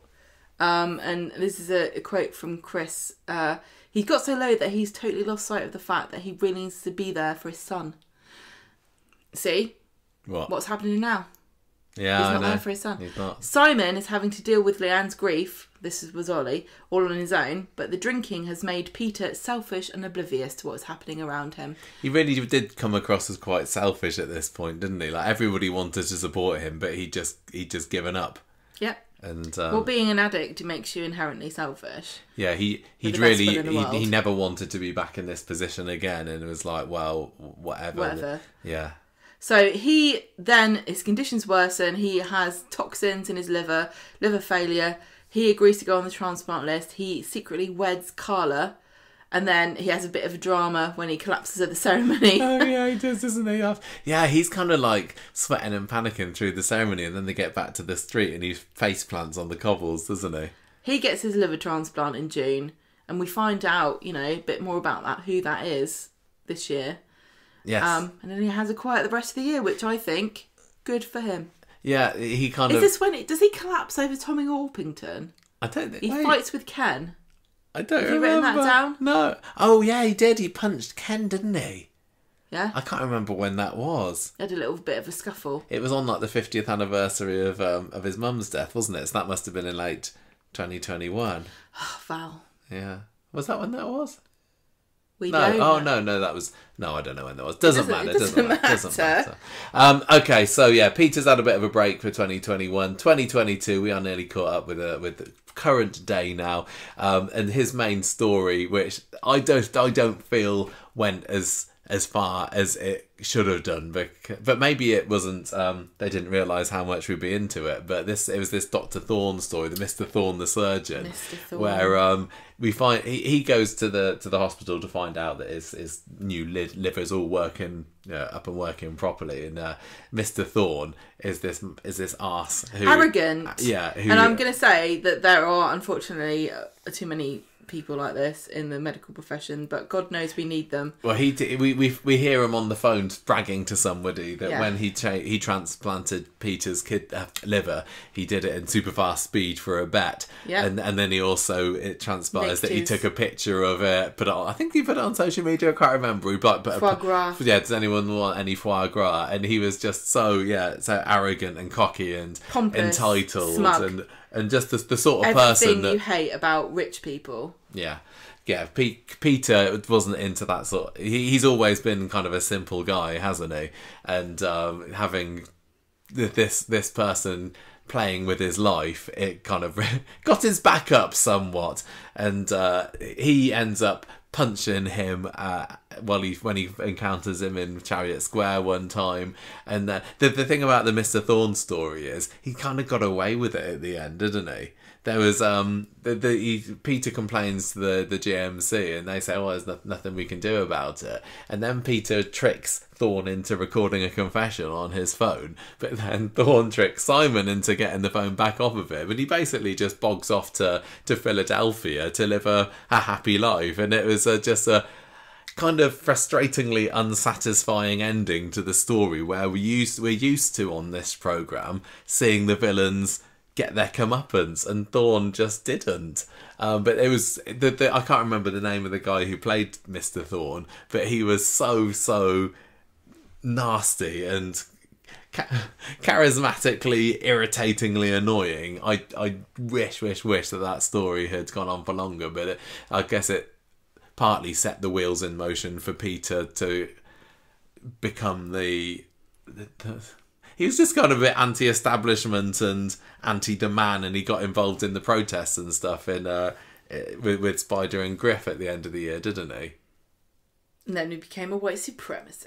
He didn't. He avoided that because when he went to the concert, he noticed the sinister Problematic lyrics. Sinister lyrics. Yeah. But in the second half of 2022, again, he's just in small bits. Toya gives him a hug one time after Imran's death, which Sarah. What do you think the lyrics? Imran's mum didn't like. I don't know. I don't want to know.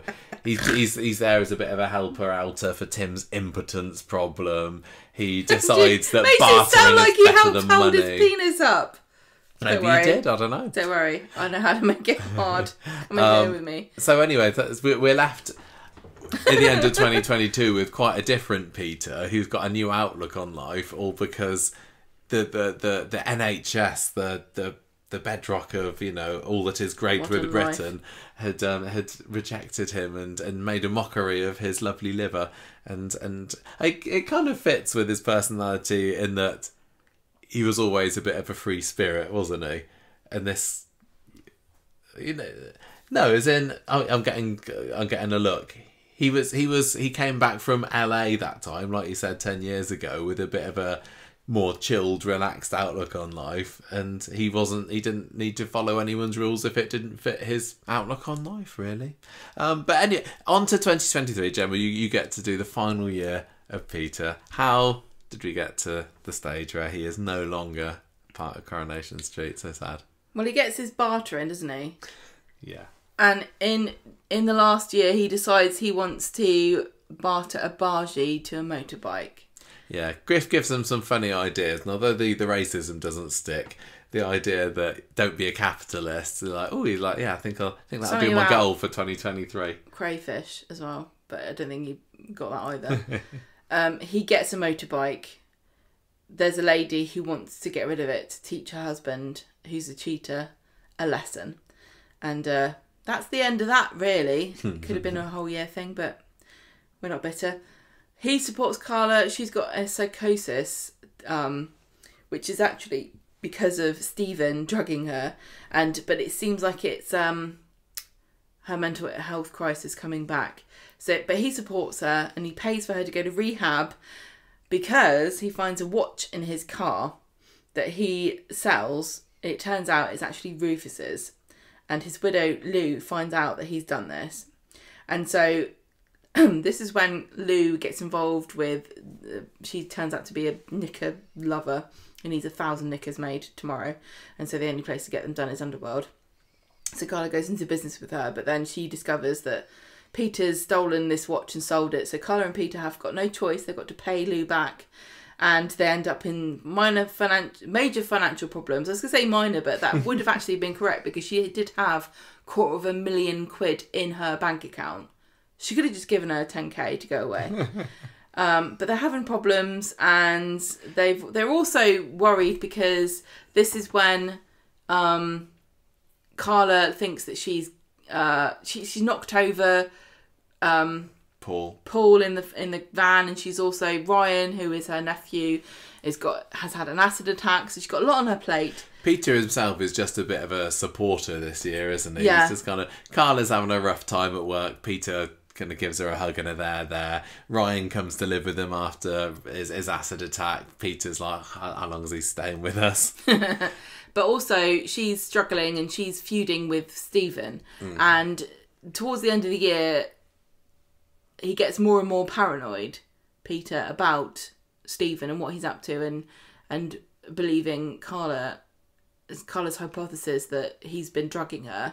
And he ends up knocking Stephen over and killing him after he had been taking Jenny hostage. And Audrey immediately blames Peter for Stephen's death and brands him a murderer. So he struggles with that.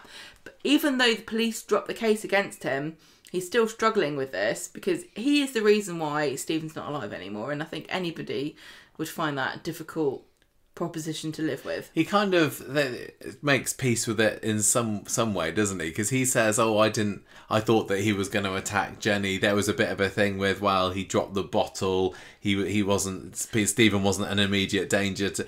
I don't know how he managed to slip out of it, really. There's a lot more to that story than actually ended up playing out on screen, because you heard the bottle drop before the car hit Stephen. So Peter knew that Stephen was not threatening Jenny at the precise moment he hit him. How much time did he have to stop? I don't know. I don't think that's really important. I think the story got decomplicated very quickly for the purposes of making Peter's exit it seems a like bit less messy. Audrey just decides, he was a bit of a wrong one, really, but the thing wasn't is, though, we heard the bottle drop, and we know that Peter saw that, but everybody else must have seen it too. They're all looking in the direction. I think that I something got missed here. wasn't particularly satisfied with the way that Same as I panned wasn't out. with Pat Phelan. I think that the only serial killer that's got a really good exit is Richard Hillman. Yeah. And I don't think anyone could beat that. But I just feel as though it doesn't feel like it's overly complicated to beat that. I think it was a very neatly done ending, and I think that there are so many avenues they could have gone down with both Pat and Stephen. Well, I still wonder whether... that would have made them neater. After everything that happens, because we get the final few months of Peter, and he's like, what's the meaning of life? What am I here for? Yeah, exactly. I've got... And I wonder, would it have been better if Peter had been sent down for this? I said that. I suppose that if Chris Gascoigne has said, no, I will come back, and I probably want to come back in a few years, they couldn't have technically done it. But I think forget about that, it would have been a more shocking and exciting climactic story to his 23 years on the street, on and off, if he'd have been sent down for Stephen's murder, because he did. I think, I've done a few writing courses and been interested in creative writing and things, and I think one of the biggest tips I ever saw was don't make things easy for yourself. And I think Corrie's really bad at that, because they write themselves easy outs so often. I think it's far more interesting when you're watching a TV show, when you get to a point at which you think, how on earth are they going to get out of this? I do not understand how they're going to write the way out of this. For example, spoiler alert for Game of Thrones, but you should have watched it by now, The Red Wedding. Rob was the major character in that show up until The Red Wedding, and then they kill him off and his whole family, and you're thinking, what the hell is the show about now? I don't even get where they can go with this. They took a risk. Well, you know, George R.R. Martin took a risk there, and he made his life complicated. And I know that he spiraled into complete, I'm going to say incompetence. I think he's made it a bit too complicated for himself. But do you know what I mean? Like, they just simplify it. I think Corrie's problem now is they simplify everything. But it would have been much more interesting to me if Peter had gone to prison, and you know. It's not as though Corrie doesn't have precedence for them to say, "Oh, he just got away with it." He got out. You know, anything could happen. 2 years' time, when Chris Gascoigne wants to come back to Corrie, if he was in prison for killing Stephen, they could have said it's all right. He got a plea bargain because he went in with shared a jail cell with somebody, and they confessed to him that they committed a murder that was unsolved from 1975, and he told the police about it, and he got out because of a plea deal. I don't know if that could happen, but it does. It sounds like it could do. Yeah, but what we actually got just ended up feeling just like, that little bit unsatisfactory. I don't want to be mean, and I think Chris Gascoigne's great, and you know Peter's a great character, but it just feel like he farted his way to the end of his current stint, and I bloody hope it wasn't a triumphant exit for this character. It just felt like they spaffed an opportunity up the wall, and instead we ended up with this slow kind of draining down the toilet, because the police dropped the case against him, but he still thinks, "Oh, I killed Stephen." He gets tempted by the booze. He goes back to AA meetings, and then he keeps mooning over Hayes travel adverts and his friend Mickey, who's going on a business around the world, and he keeps saying, "Let's go, Carl, let's go." And Carl's like, "I'm not going. I've got knickers to sell." And then he starts feeling alienated from Carla. He's got different priorities to her. She goes to one of his meetings, and he's shocked. She's shocked at what he confesses about his current feelings. And she buys him a one-way ticket to go around the world, and they agree to never see each other again. Basically, he's a bit narked at first, isn't he? When he says, also, "Well, how are you trying to get rid of me?" But it doesn't take much convincing. Also, he meets his donors, his liver donor's mother, and this woman has lost her son. And she's basically saying, you know, one thing that's sustaining me is that I'm thinking that you are taking the chance that he never had at life and you're doing something with it. And Peter's thinking, I'm not though, am I? I'm just sitting around doing nothing, wishing I was somewhere else and trying to be okay with it because the love of my life, Carla, doesn't want to do anything different to what we're doing now. And then Carla says, here's your chance, just go. And he takes that chance, and, you know, when I say it like that, it makes perfect sense. You know, as a snippet, as a kind of like, you know, an elevator pitch for the story. Yeah, it makes sense. But when they did it on screen, it just felt so clunky and silly. And rushed. Yeah. It was great that they got that two-hander-ish on Boxing Day. There were very few two-handers. Yeah, that gave the opportunity for some lovely, deep conversations between the two of them, but it just felt like a bit more time could and should have. But they knew that he was leaving for probably a year. Yeah. Well, that's the way that it works these days, isn't it? And we know that they discussed will Stephen die here or there or when, longer, shorter, whatever. And they picked a shorter route for his exit, and they did it during whatever week. Super Soap Week. Because Super Soap Week's important. No, it's not. Forget it. Forget Super Soap Week. It's ruining the show. So I'm getting quite agitated here.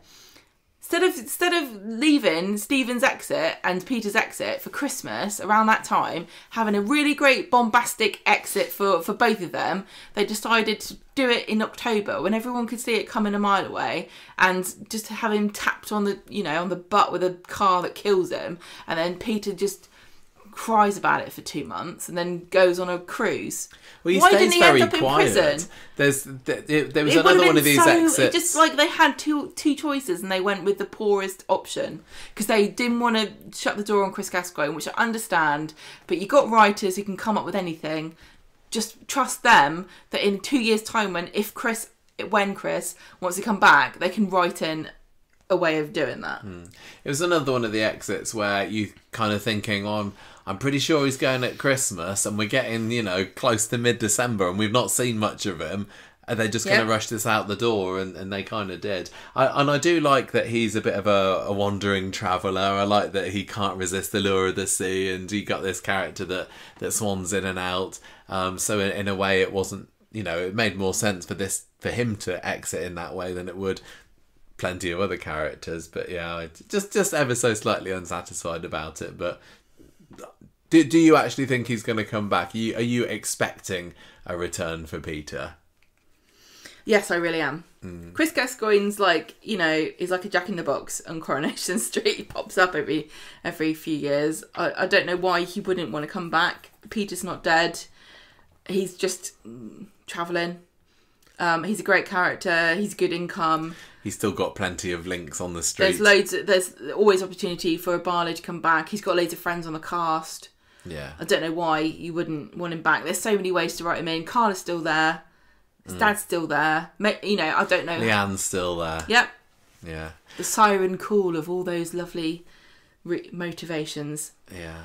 So anyway, that is Peter. That's been his full story now so far. He won't. This can't be the end. I hope this isn't the end, but it was a kind of his final scene when he was on the tram with his music in. It was kind of a bit poetic, wasn't it? It was a bit. And dreamy, and it could have worked. It could work still as an ending scene. Yes, it can. This guy who is the perpetual wanderer, just getting on a tram away from the street, nobody else with him, on his own. He's spent so much of his life on his own. That fits with him, but and if he came back, would it be exciting? I don't think any of my favourite Corrie stories in total have involved Peter, but like I said, I think he's just a great, reliable person to have on the cast. And whatever you do, don't bring him back and have him be an idiot. Yeah. Please avoid that. I don't think that's his vibe, is it? He's been busy since then. He did a bit of panto this year, didn't he? Did Chris? He was in the All New Adventures of Peter Pan playing Captain Hook. I haven't heard any reviews or anything of how that's gone, but that would have been quite fun. We always have to see a Corrie person in panto. Year. And this year it was not him.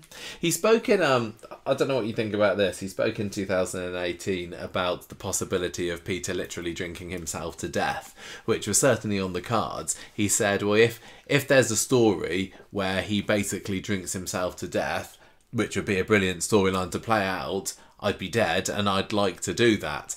Are you glad that they've avoided that? Do you think there's still the opportunity for him to do that? Would that have made a better exit this time if they'd said, no, you've said it, Chris, you're saying you're leaving again, we're killing you off with the alcohol?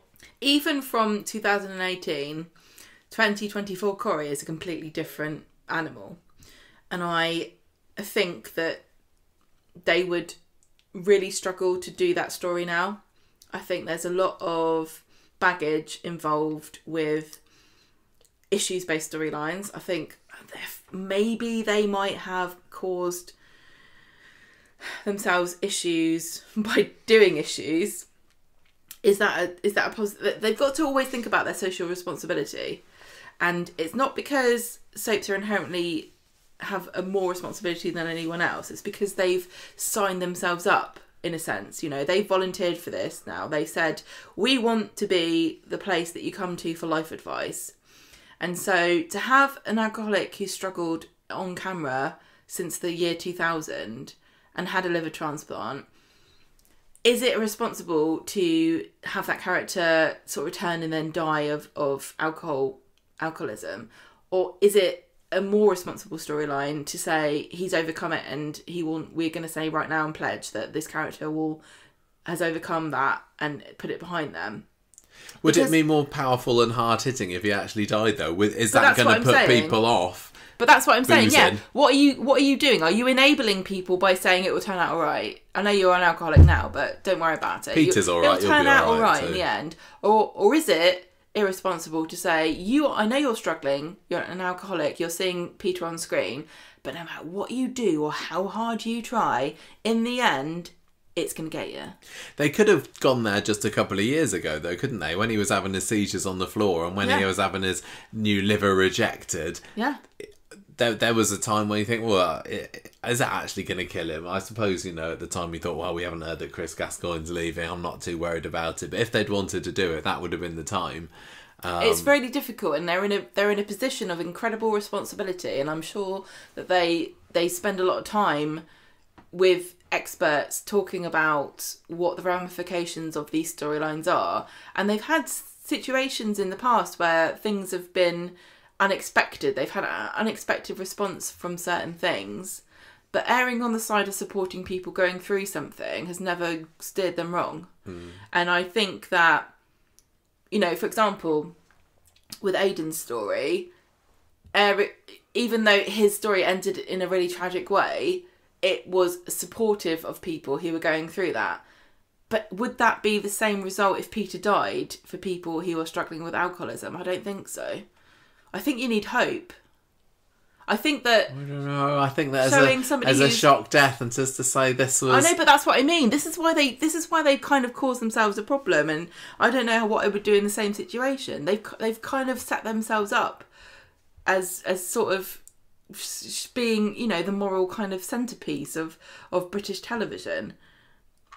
Well, at the end of the day, I like to learn things, and I want them to showcase issues, but I don't want it to be in sacrifice to a story, and I don't want everything to revolve around what's the worst thing that can happen if somebody watches this. Which I know that's probably really selfish. What's the worst thing that could happen if somebody watches this? Well, the worst thing that could happen is very, very serious, fatal consequences for some people. They've done it. Coronation Street has put this responsibility upon themselves, and I'm going to say, with that knowledge in mind, I would hope that Peter would never come back and have a fatal story to do with his alcoholism.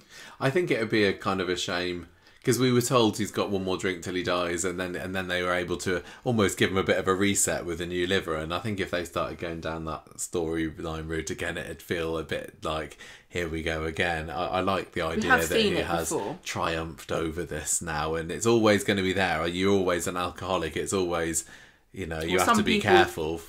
That's some people's perception. Peter's certainly... That's his perception. Yeah, is that when we saw from when he had that little swig from the hip flask a few years ago, that's all it took to get him back off the wagon again.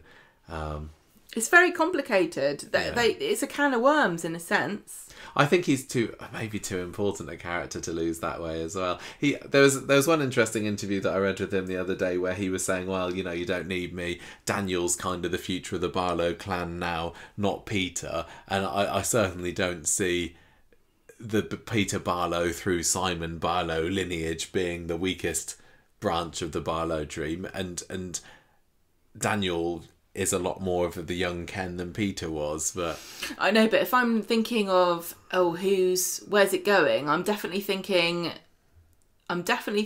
Peter Simon before I think Daniel Bertie.